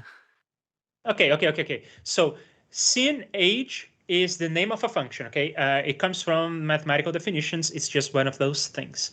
And then it takes one argument. We know how functions can take multiple arguments. This takes a single one. And for whatever reason, they decided not to put parentheses around the argument. Okay, so the argument is called x.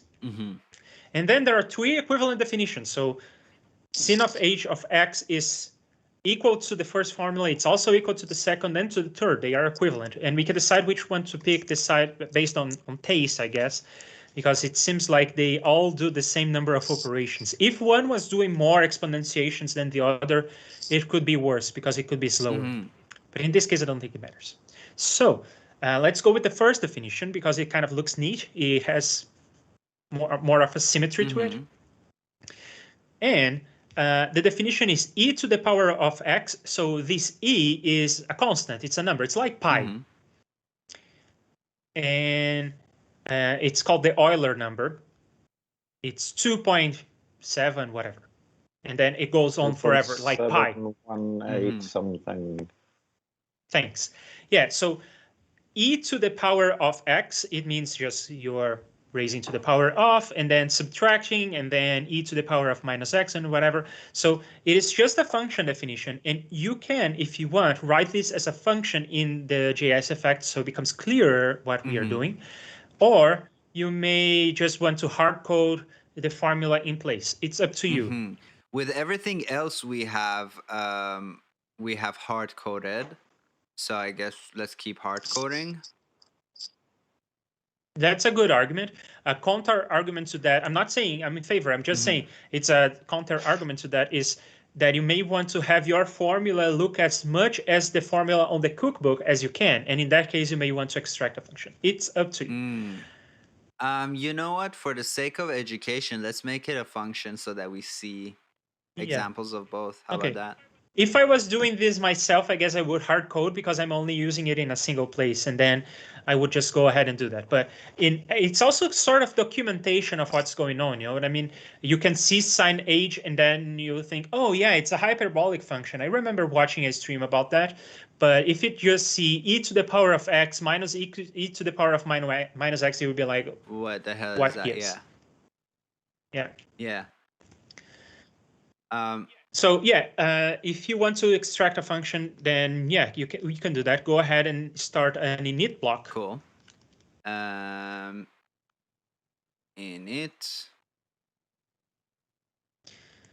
And you know how to define the function body? And yeah. Sorry, I say signature. sign h, just call it that. Looks and good. We need an x, and I guess e is a constant number, so we just define that inside, so we just need an x. That's right, yes. Isn't the Euler number in the It's probably JSFX documentation? $e. Sorry, Bo, what did you say? I think, isn't the Euler number included in the exp variable? Yes, that's what I was going to say. Okay. Arya, what you are saying is right. And I think that, yes, it is true. I think there is a $e, but I'm not sure. You can always select and peek, and you can see that. But there is a better way. There we go. 2.718. Yeah. So that variable exists. And if you want to do it that way, because it reads better to you, then it's completely fine. But there is another way, and that's what Bo was talking about.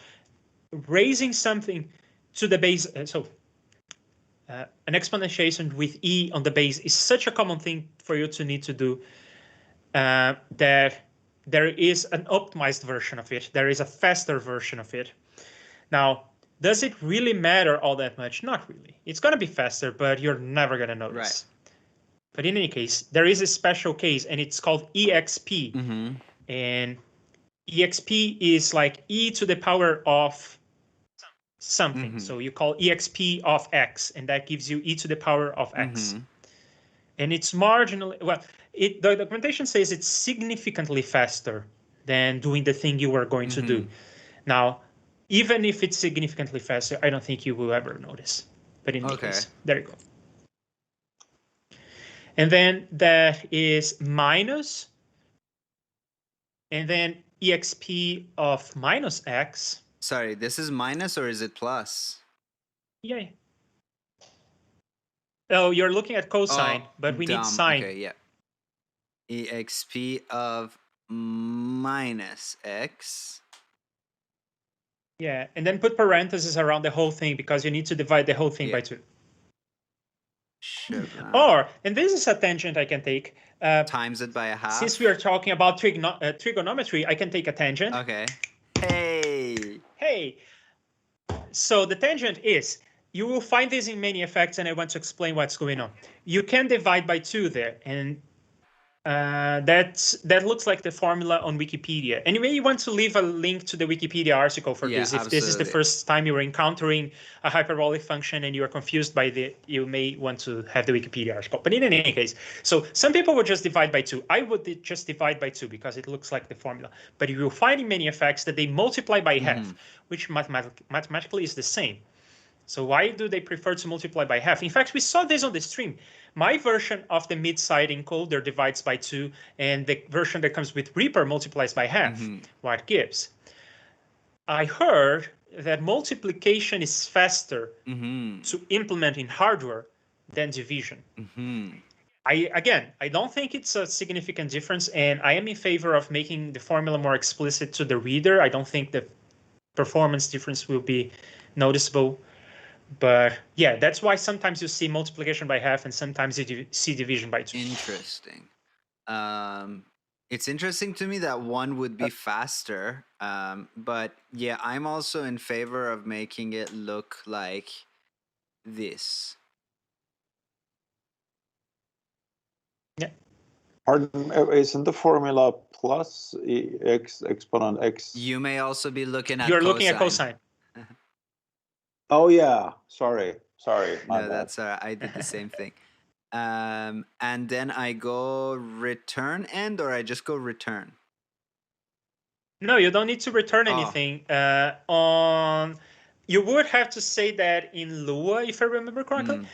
But in JSFX, in EEL2, the language that we use to write JSFX, the last line in the function body is the return value of that function. So what you have right now, I think, is correct. I would probably put parentheses around the whole formula, just because that's what we see on the documentation. So as a matter of style, I think it makes more sense to have parentheses. I would put the close parentheses after the semicolon, but it does not really matter. Oh, before and after. I am just what I have here is the JSFX docs, and I'm looking at how they write functions, and they have a definition of a sine, not a hyperbolic one, but they have the definition of a sine function, and I'm kind of copying their style. Okay. So there's and they have a semicolon right after the number 2, and they also have a semicolon after the close parenthesis. Oh, like this? Yes, and they put new lines before the close parenthesis, and they put a new line before the second like open this. parenthesis. Oh my god, yeah. Like this. Yeah, they just indent the whole thing. And like this. That, yes, but put the semicolon and the close parenthesis on the same line. Oh. Yes, that's what they have. Question? Go ahead. Question? Is the signage function this function is going to run on every sample? No, right? It's in the init block. Yeah, but the signage function is in the EQ code though. So no, Bo. So the signage function is defined on the init block, but it's never called on the init block. So that's all right. Aria, it's not going to run on the init block. It's only defined there. But we can do the computation of, alpha, beta, whatever variable we need, only when the slider changes. And then we can use that value on the sample block. So gotcha. It is an optimization we can do. We are not doing it right now, but we can, if we decide that calculating sign age is expensive for whatever reason, we can put it on the sample on the slider block. Cool. By the way, Richie, I will look at your other example when we have a little moment to do. Cool. So then what we're gonna do is we are, instead of this, we're going sin h of x, right? Well, not of x. The formula specifies that the input of sin h in this case is this whole thing, right? ln of 2 divided by 2 times bandwidth times omega divided by sin omega. Cool. So how? I think that's what the formula is saying, isn't it? I can check the cookbook. Where is the cookbook? We just had it. Did I open it on top of the cookbook like a dumbass? Well, I'll just open it again. Rich in the chat. I can't see the chat, but what was the origin of your plugin? Was it Dan Worrell's video, or did you come across the idea someplace else? Are you asking me? No, Richie in the chat. I can't. I don't have access to the chat, but just this is out of my personal curiosity. So Leandro, so alpha is saying it's sine h of, I guess all of this stuff. Oh, there we go. Yeah, so we are right. We can continue. So do you think I should define this bit of code as like one variable and then just input that into the function just to make it look prettier? Well, if you want it to look like the Q cookbook, you don't want to do that. It's up to you. It's a matter of style at this point. Another question is, or not a question, but we need to now define bandwidth, I guess. And instead of here, it says omega divided by sin. There is something else. ln, the formula is not complete. ln is not defined. I thought it's just a function that just works. No, so it is a function, in mathematics, when you say ln, you mean the natural logarithm of a number, which is the logarithm with base e. So again, e is coming up. But in JSFX, you don't write it that way. You write log instead. Log. Cool. It's the same function, just with a different name. So there you go. That's good. And then sin omega, you already fixed that. So yeah, bandwidth. We already have bandwidth. It's one of our sliders. Oh, cool. How come it's orange if it's not defined? Like it's ln. If you go ln of something, it's an orange thing. What up with that? Okay. Yeah, so it is because ln is not defined in JSFX. They call it log. It's the same function, but in JSFX it's written log, and in mathematics people tend to write ln. It's like dark yellow, meaning that it's thinking it's a function. But we have... It is a function, but it's just not one that has been defined. Yeah, exactly. It's the same color as sin age, which is a function. And it's not the same color as exp and sine and cosine and so forth, because the bright yellow is reserved for functions that come with ReaFIR. What I really wish the EQ cookbook did was to tell us, like, if you're using Q, these are the values that you can, these are the range of your values, and then for bandwidth, these are range. But I think when it comes to the bandwidth, as long as this is not 0, we're not gonna have an issue, because then this whole thing would be 0 otherwise.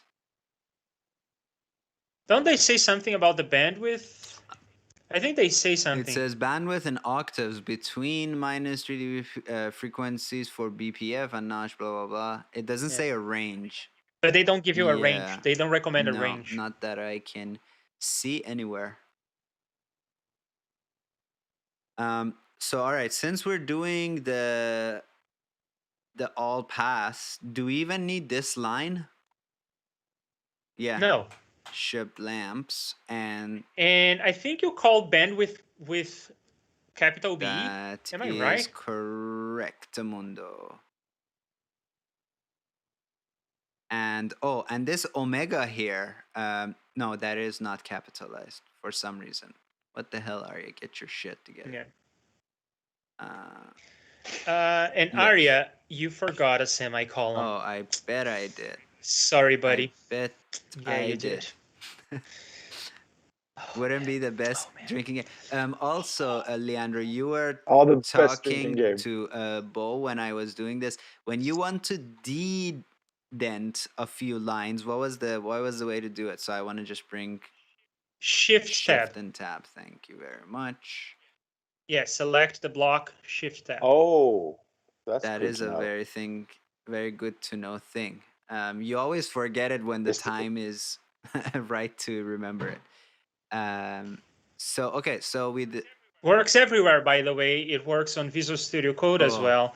And if you go somewhere online like CodePen or whatever, it probably works there as well. Even in a word processor, it actually works, right? Or I think it replaces with Shift and Tab. But if you press Tab and then you go Shift and Tab, it goes back one. In a word processor. So this is our code so far. We got all the filter stuff. Do we have a dB gain variable going on? We do not have it yet, no. Yeah, and we don't need one, right? It doesn't do anything. We established that before. Call it 0 in the init block for safety. I will guess that whatever dB gain is used, it's used to define capital A.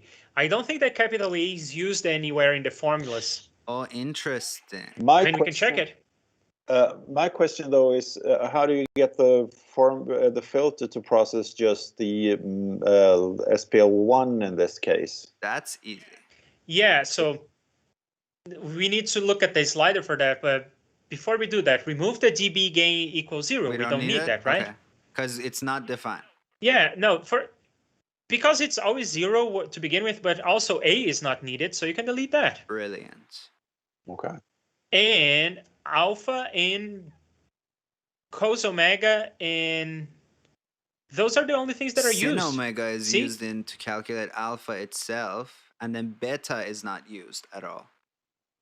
Yes, and it's using Q, so take it out. It will try to divide by 0. Lovely. There you go. Now we have it. So can you find the block of code in the EQ where we do the shenanigans of y of n minus 2 equals y of n minus 1 and so on? We need those blocks. All of that crap. Oh my god. Why do you do this to me? Chip right here. Yep. I guess we will adjust the difficulty shenanigans. And probably some stuff needs to go. Let's dedent this stuff with my newly acquired knowledge. Okay. So we'll probably have to move some stuff around, but once we split out the mid, then cool, we'll just plug this into the mid. Yeah, make this big. Make this window bigger. I want to see more code on the screen at once. So now we need to reorder some stuff. Do you know how we go about this reordering? I have some guesses. First of all, we don't need 2 filters, so I can get rid of this entire bit of code, I'm assuming. The ZN action. YN equals this, I think. But let me not get ahead of myself there. Do we need, yes, we do. Do we need xn minus 1, xn minus 2. I think these two, these are the decoding bits of the action, right? So these go all the way down. And we don't need that difficulty scheisse. So that's that. And then, because we are defining all this stuff, but this stuff is using all that stuff, we need to put all this stuff up there, above. Right? Oh, you want some confirmation? Yes, go ahead. I mean, you had it right before. You said that just copy the whole formula and put it on YN, and that's it. Shiblex. Like this, and just make it like this to look good. And we don't need this. And cool. And then we have to think about the line that reads YN equals SPL 0. YN equals SPL. We have XN equals SPL 0. I don't see. Sorry, I misspoke. So that would be now, it would be kind of like mid or side based on what we choose. Yeah, and then we define these in the init block. We're saying mid equal, if we said mid, it's 0. If we say the thing, it's 1. Oh wait, this little bracket thing behind this is poking out and confusing me. Okay, so we'll say mid equals 0 semicolon. Are you proud of me for doing semicolons? And this, I'm proud of you for doing enumeration, semicolons, knowing how to move the code around. You really understood everything that is going on. Nice. I am so happy. Nice. But I did forget this. And that's fine because the line is not over yet. Oh, in this part? Oh, okay. Yes. Yeah, you have to check mid or side equals something. Yes. So I would say mid and side if it's equal to mid, then mid, then do that. Yeah, lowercase m mid, because that's your variable for the mid sample, which is okay. I think that JSFX are case sensitive, so capital case M mid and lowercase m mid are different. But I think that you should rename the This. mid and side on the enumeration there. Yeah. Shiblamps. Shiblooms. Yeah, but you need to give it a more expressive name. Oh, okay. Like mid band. Yeah, I would do, if you were asking me, I would call it mid or side underscore mid, because then I know, oh, this is an enumeration, it's called mid or side, and this is one of the options of the Like enumeration. this? Mid, side? No, I would call it mid or I side. see, You know I how the name of see. the slider one is? So I would call it mid or side underscore mid. Cool. So it becomes very explicit. There is an enumeration. It's called mid or side. These are the options of the enumeration. And then it also doesn't clash with the other variable name, which is a plus. And then we grab this and we put it here.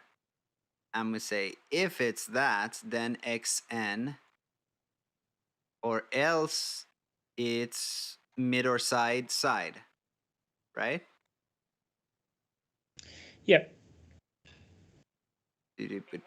But what do you want? What do you want xn to be if mid or side is equal to mid?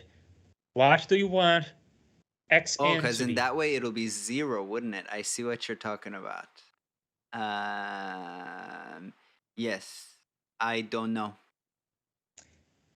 You want it to be the sample that is the mid, which we are calling mid, and we are computing it on the third line of the sample block. Oh, I see. There. Mid, else, mid or else it's side, right? Yeah, you can do that. Yeah. All right, yeah. Okay. Feel like we're not done, right? I mean, I don't see anything too crazy that is wrong, so maybe we can try it. Cool. I am going to save this. I am going to... It compiled, which is always a good sign. It means you didn't forget any semicolons. That is a good start. And I'm gonna just grab... Why don't I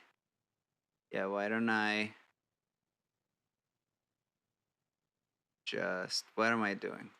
Let's just grab this guy and put it here. And let's put it down here. And let's bypass all this stuff. I keep getting a notification to deal with my incoming website problems, and then I'm just like, no, can't do it. Okay. Moment of truth. I guess we'll turn this down a whole bunch. And we see what we got. Yeah, I only see stuff on the right channel. Oh, no, it's okay just now. because I think my waveform is... Oh, yeah, the item only had material on the right channel. That's all right. I'll do this just to have them all be the same. And...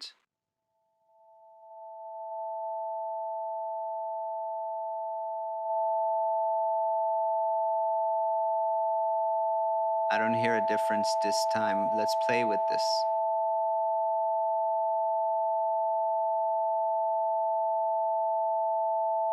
Yeah, I don't hear a difference.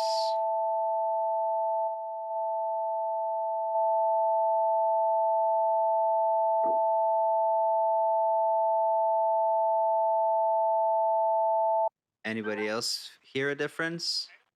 I don't hear a difference, but we have a golden thing, right? We played with the effect that we created by stacking effects. So, and we bounced that. So we can bounce the same audio going through our effect. It should have the same output. I'm gonna remove this for a second.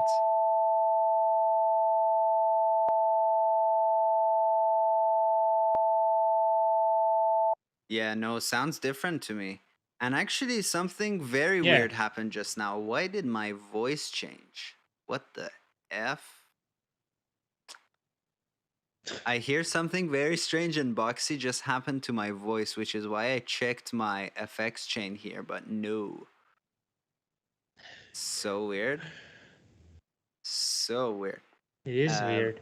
I don't hear it, by the way. Yeah. So it may be just that the sine waves kind of blew my ear holes for a second as well. Yeah, no, like I see when we print, this is our effect. I'm just gonna zoom into it. It's very siney looking, and then I toggled the other thing, and that's not very siney. So our thing seems to not be doing anything.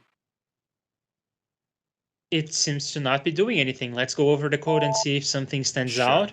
I'm going to just keep this just for giggles. And let's do this. Hello. Oh, Bo, do you have an idea of what may be going wrong? wrong thing. I'm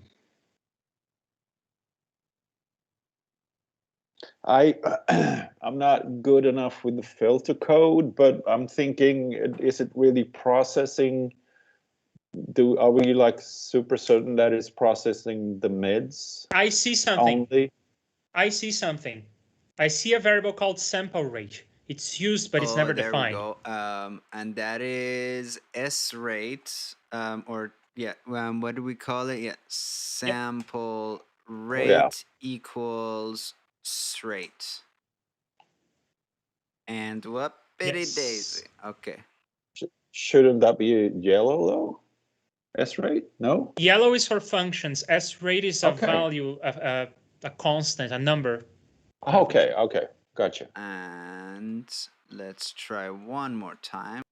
Just turning down for CFT and moment of truth.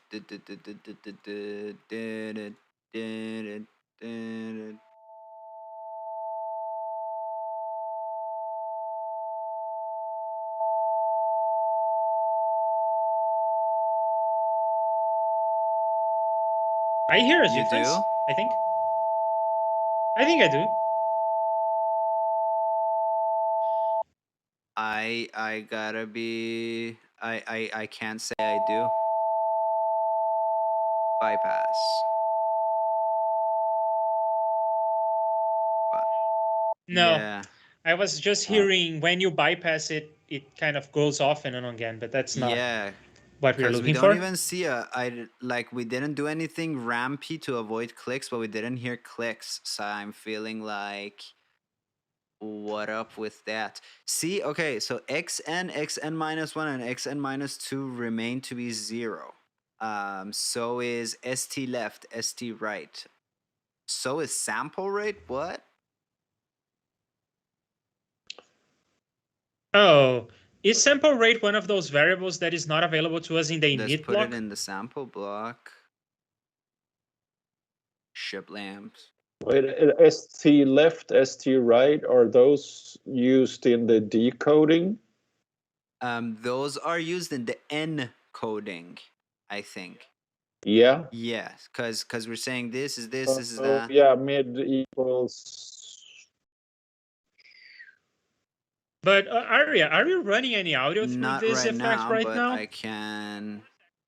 So of course X is 0, but I right? thought it would have it kind of in its buffer, so to speak, when we have a thing. No, if audio is not running through the track, you won't get any input. I still don't hear a difference.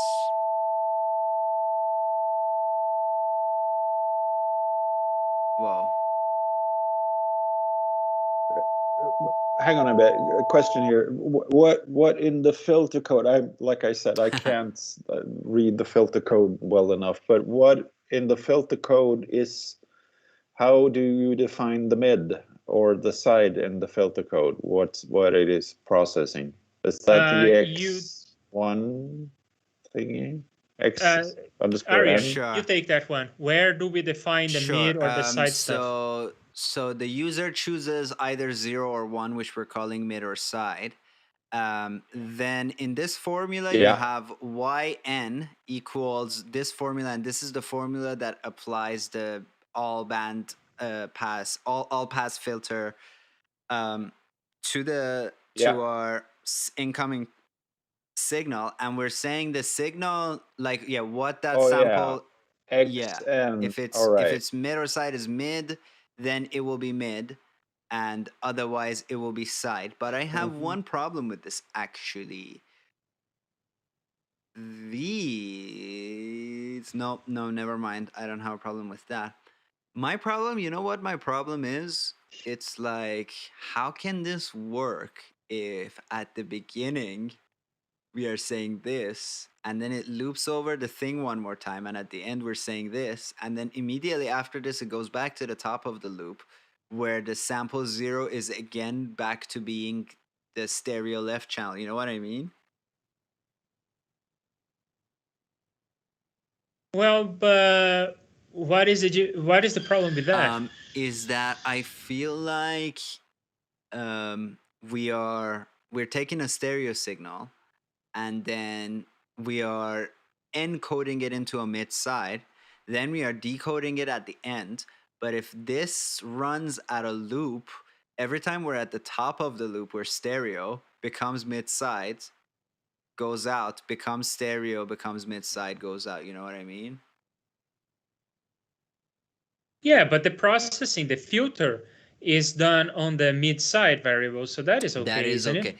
Oh, but here's the thing.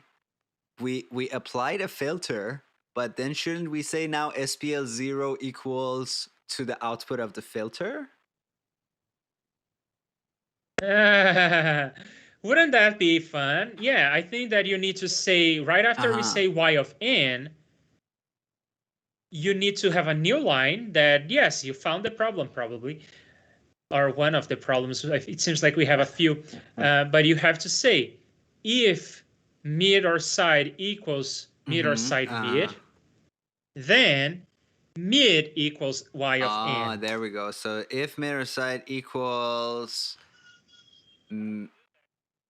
While you do that, you know what you need to do. So Michael asks, what is with the two equal signs instead of just one? Sure. I'll take this one. It is a piece of historic bullshit from programming languages. So you know how in mathematics you say x equals 3, and then you're saying that the variable x is assigned the value 3. And you can even say 3 equals x, and that's exactly the same. It's a notion of it's a formula. It's a notion of equality. Yeah, so in programming languages, we don't have that. Well, not in this programming language. In some programming languages, you do have that. But in programming languages, we don't have that. But we abuse the equal sign to do something silly. So just one equal sign in a programming language like this one, and C and C++ and Java and JavaScript and many other languages that you heard of. One equal sign does not mean the equal sign that you see in mathematics. The equal sign means calculate the thing on the right, which may be a formula in the case of the line that starts with yn, that's a formula. Or it may be just another variable or whatever the case may be. So calculate the thing on the right and assign it to the left. So if you're in the programming language, you say x equals 3, or that will work. But if you say 3 equals x, it doesn't work. Because then you are trying to assign, so you compute x, whatever the case may be. X is like 42, whatever. And then you say 42 is assigned to the number 3. That doesn't make sense. You have to assign to a variable, not to a number. How are you going to redefine the notion of what a number is? It doesn't make sense. So one equal sign means assignment. You're taking the thing on the right and you are putting it on the name. You are assigning to the name on the left. Two equal signs is closer to the notion in mathematics. So in mathematics, you can say, I want to check if x is 3. So you can have something like, you have some sort of function and you can check if x is 3, then this is the output of the function. If x is 4, then this is the output of the function. So you can check. And this is what the double equal sign means it's checking. Is x equal to 3? If so, do this, as Arya is writing out. So the 2 equal sign is closer to the thing in mathematics, but it's not quite the same because it's not really assigning x to the number 3. It's just checking. Did I previously assign x to the number 3 or some formula that computes to 3? If so, then do this. Otherwise, if I previously computed x and x now has the number 4 in there, then do another thing.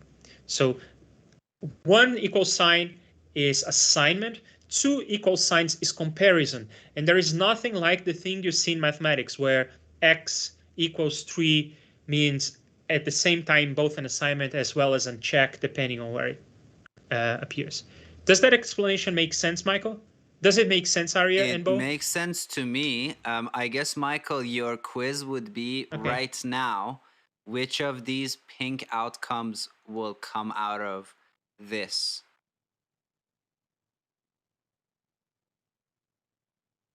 Oh yeah, so for that we also need to explain the equal sign at the column. So the equals, the question mark in the column, not the equal sign. The question mark means if the thing that just appeared, the thing on the left, if it is true, then run the thing right after.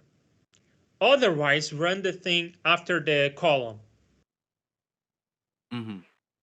Cool. Yeah, there you go. And I say that this is silly. It should not look like that. When you see x equals to 2 in that line, what you should read, it should have been x left arrow 2. So it should have been like less than dash, if you know what I mean. Oh. No, the other way around, the other way around. Yeah, the thing on the right goes to the thing on the left. It should have been this way. And if only I was alive in the 70s, 60s, that's what it would look like. There you go. Yeah, Arya. Now we are like writing English. proper text. Do this, and then the semicolon goes, otherwise,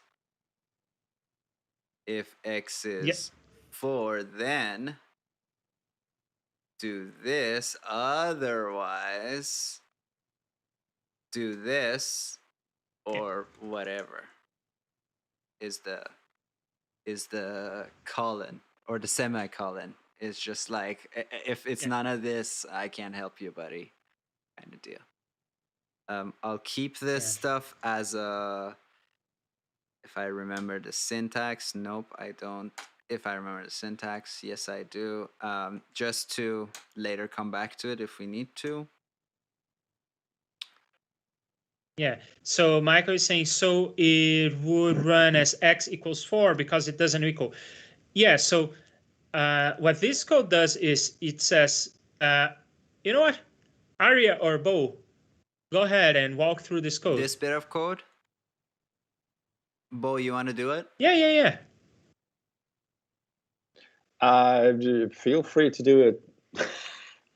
Okay, you wrote so at the beginning, because you asked the question, right, Arya? You asked the question, what does this code do? Now give us the answer. So we are saying at the beginning, we are saying x is 2. And then later in the code, maybe in the middle, there's a bunch of stuff going on, like we're doing some mathematics, we're doing some functions, blah, blah, blah. Then at one point later, we are like, if x is 3, then do this. And this could be a bunch of code. We can say if x is 3, then make y equal -3 or something like this.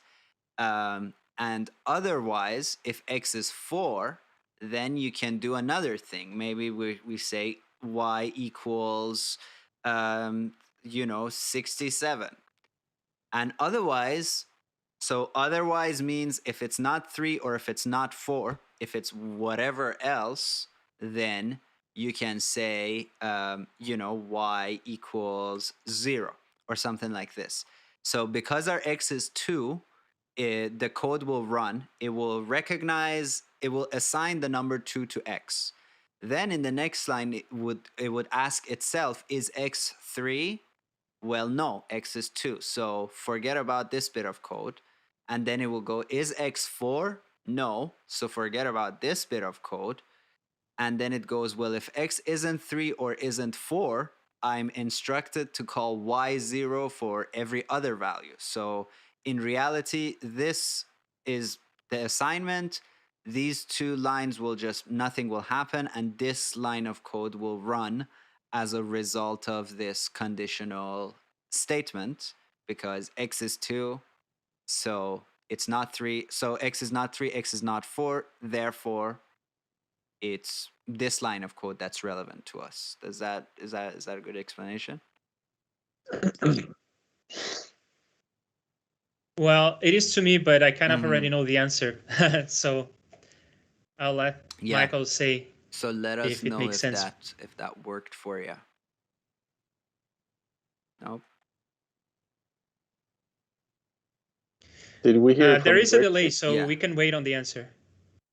Did we hear from Richie regarding his plugin? I'm gonna use this moment to turn off my screen and check my emails.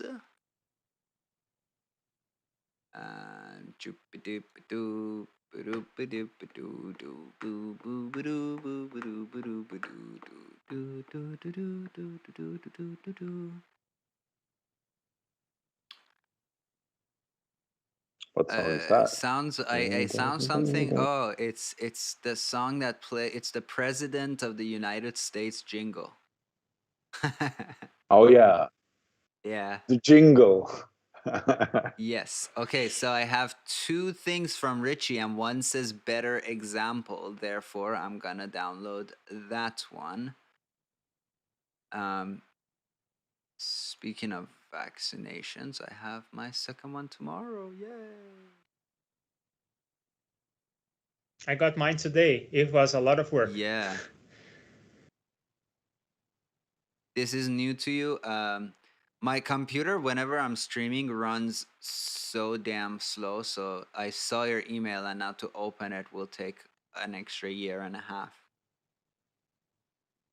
You would have to say you must have missed something. Okay.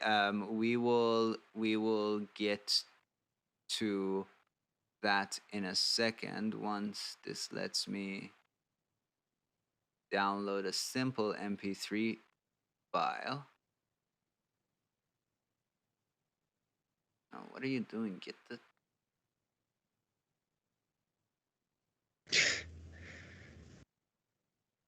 Bo and I get to watch Arya fighting his computer. I'm so glad I'm not doing the streaming. We're so spoiled these days, because I remember like having to wait for one photo to load. I'd go like, yeah, I'll go to the bathroom, I'll come back, maybe this picture of, Slipknot would be fully downloaded by the time I get back. And now I'm like, oh, I had to wait possibly 15 seconds for an entire MP3 file to show up. Just cancel the entire internet. But where is the goddamn... Why is my Finder slow? This is what I want to know. Oh, cool. You're just gonna... Okay. Okay, so Michael is asking, it seems like as if driving a manual car, if the RPM is 3000, then shift second. If RPM is... yes. So when you say if RPM equals 3000, you are using the equality as in mathematics. And in a programming language, in these crappy programming languages that inherit from, I guess, C, maybe ALGOL, I don't know. In this old-looking programming languages, you would say RPM equals 3000. And that is your comparison. You are checking what is the value of RPM. Is it 3000? If so, and when you are calculating the RPM, so maybe you have some kind of sensor and you're calculating the RPM and you want to say, oh, my RPM is 3000. I just computed, or I just sensed it if it's a sensor. Then you go and say RPM, just a single equal sign, 3000. So I guess let's listen to Richie's example. It's been a while since we talked about why you sent this, but I guess let's just hear it and see what's up. Welcome.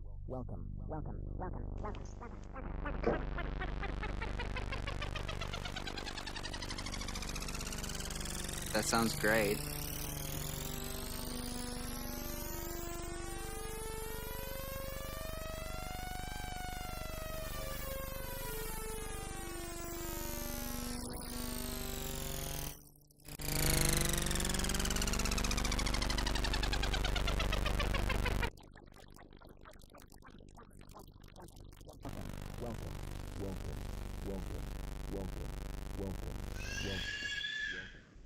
Great improv by your baby, Leandro. Mm-hmm.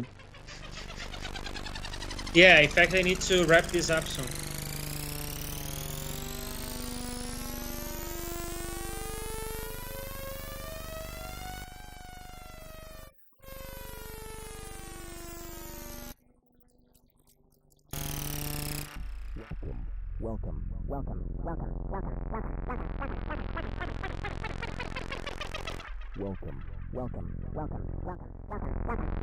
It's like you're self-oscillating. Yeah. So what is that patch? The patch sounds like you are just muting the mid channel. Is that what's going on?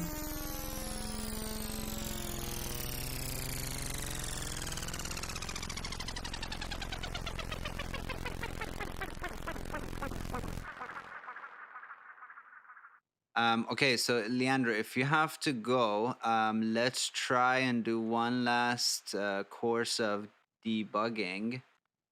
And Yeah. So let's finish the line that you started writing, and then we can maybe I can leave and you can continue, or we can wrap this up. I don't know, but in any case, so the line that we were writing is checking: are we on the mid or are we on the side? Which one are we affecting? And then we need to change that variable accordingly. So our x or yn needs to be either assigned to mid or assigned to side. So this is actually reverse. We need to say mid equals yn. oh, okay, I see. Mid equals y underscore n. Whoopsie daisy. And otherwise, side equals y of n. Yes, Sure. and can we test that? Y underscore n. Let's save and recompile this baby. And let's go over here. Always safety first. Yeah, I'm definitely hearing an audible difference. Yeah. I think we did it. Oh, cool.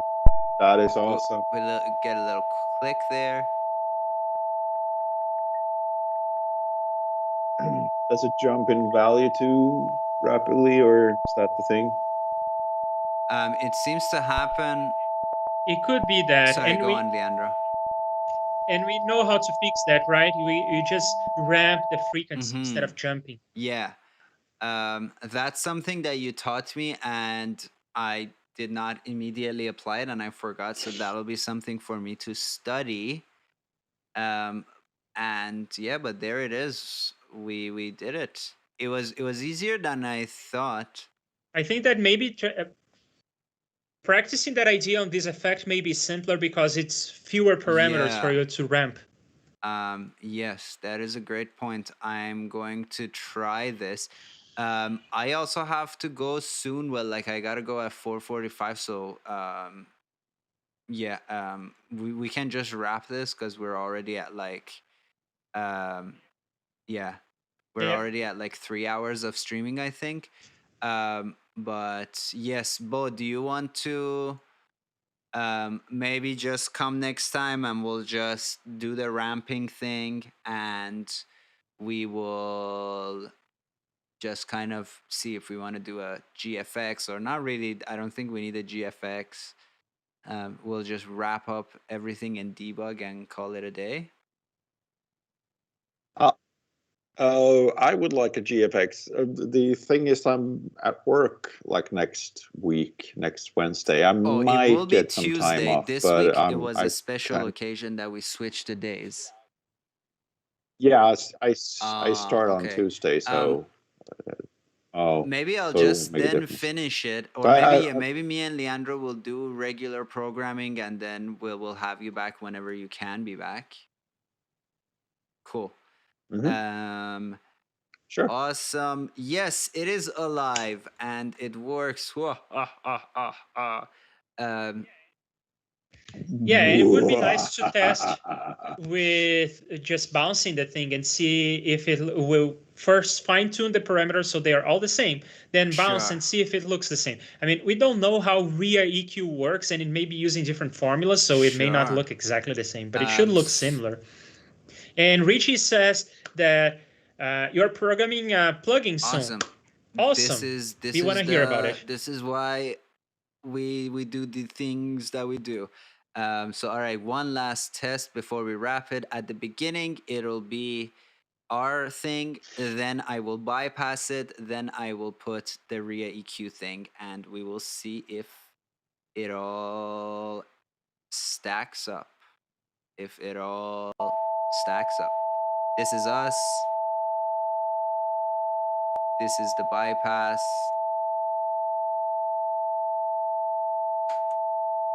This is the other thing.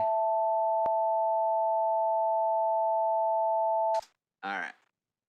And shibloinks. And let's just create an extra tag up here. Let's do sheep, zoop, boop. We'll see if we'll see if we see anything. I didn't hear anything like uber different. Wow, would you look at that? How randomly I was pretty close to what it'd be. I mean, I don't know if I'm in the right place. Like this. Yeah, you can use the bottom one, which doesn't That's change or is right. not supposed to change, to align. That looks eyeball-wise about right. Yeah, they look about the same. Let's do the old whoopsie daisy. Well, they're not exactly aligned, that's for sure. So maybe that is also part of. Maybe that's part of the thing. And also, oh, that's running twice on the same effect. Oh, that's because, yeah, one of the channels are the same, one of the channels are different. So if we just choose the left, will it null? No, it didn't fully null. But we are not fully in sync over here.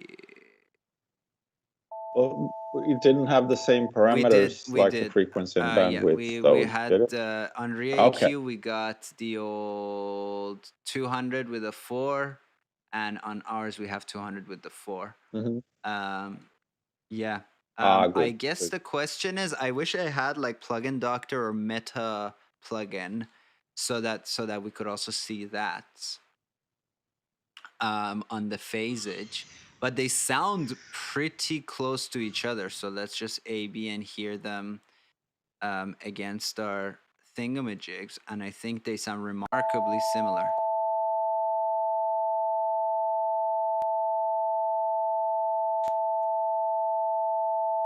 Yeah. Yeah, I think we did it. They sound pretty identical. Cool. This is so cool. Fabulous. Yeah. So Bo, I will send you this code if you want to do the ramping thing, and I'll do it as a homework. Yes, please. Yes, please. Will you put it on your website or? Sure. Yeah, I'll put it somewhere. And if you want to do the ramping thing, I will do it just as a practice for myself. And yeah.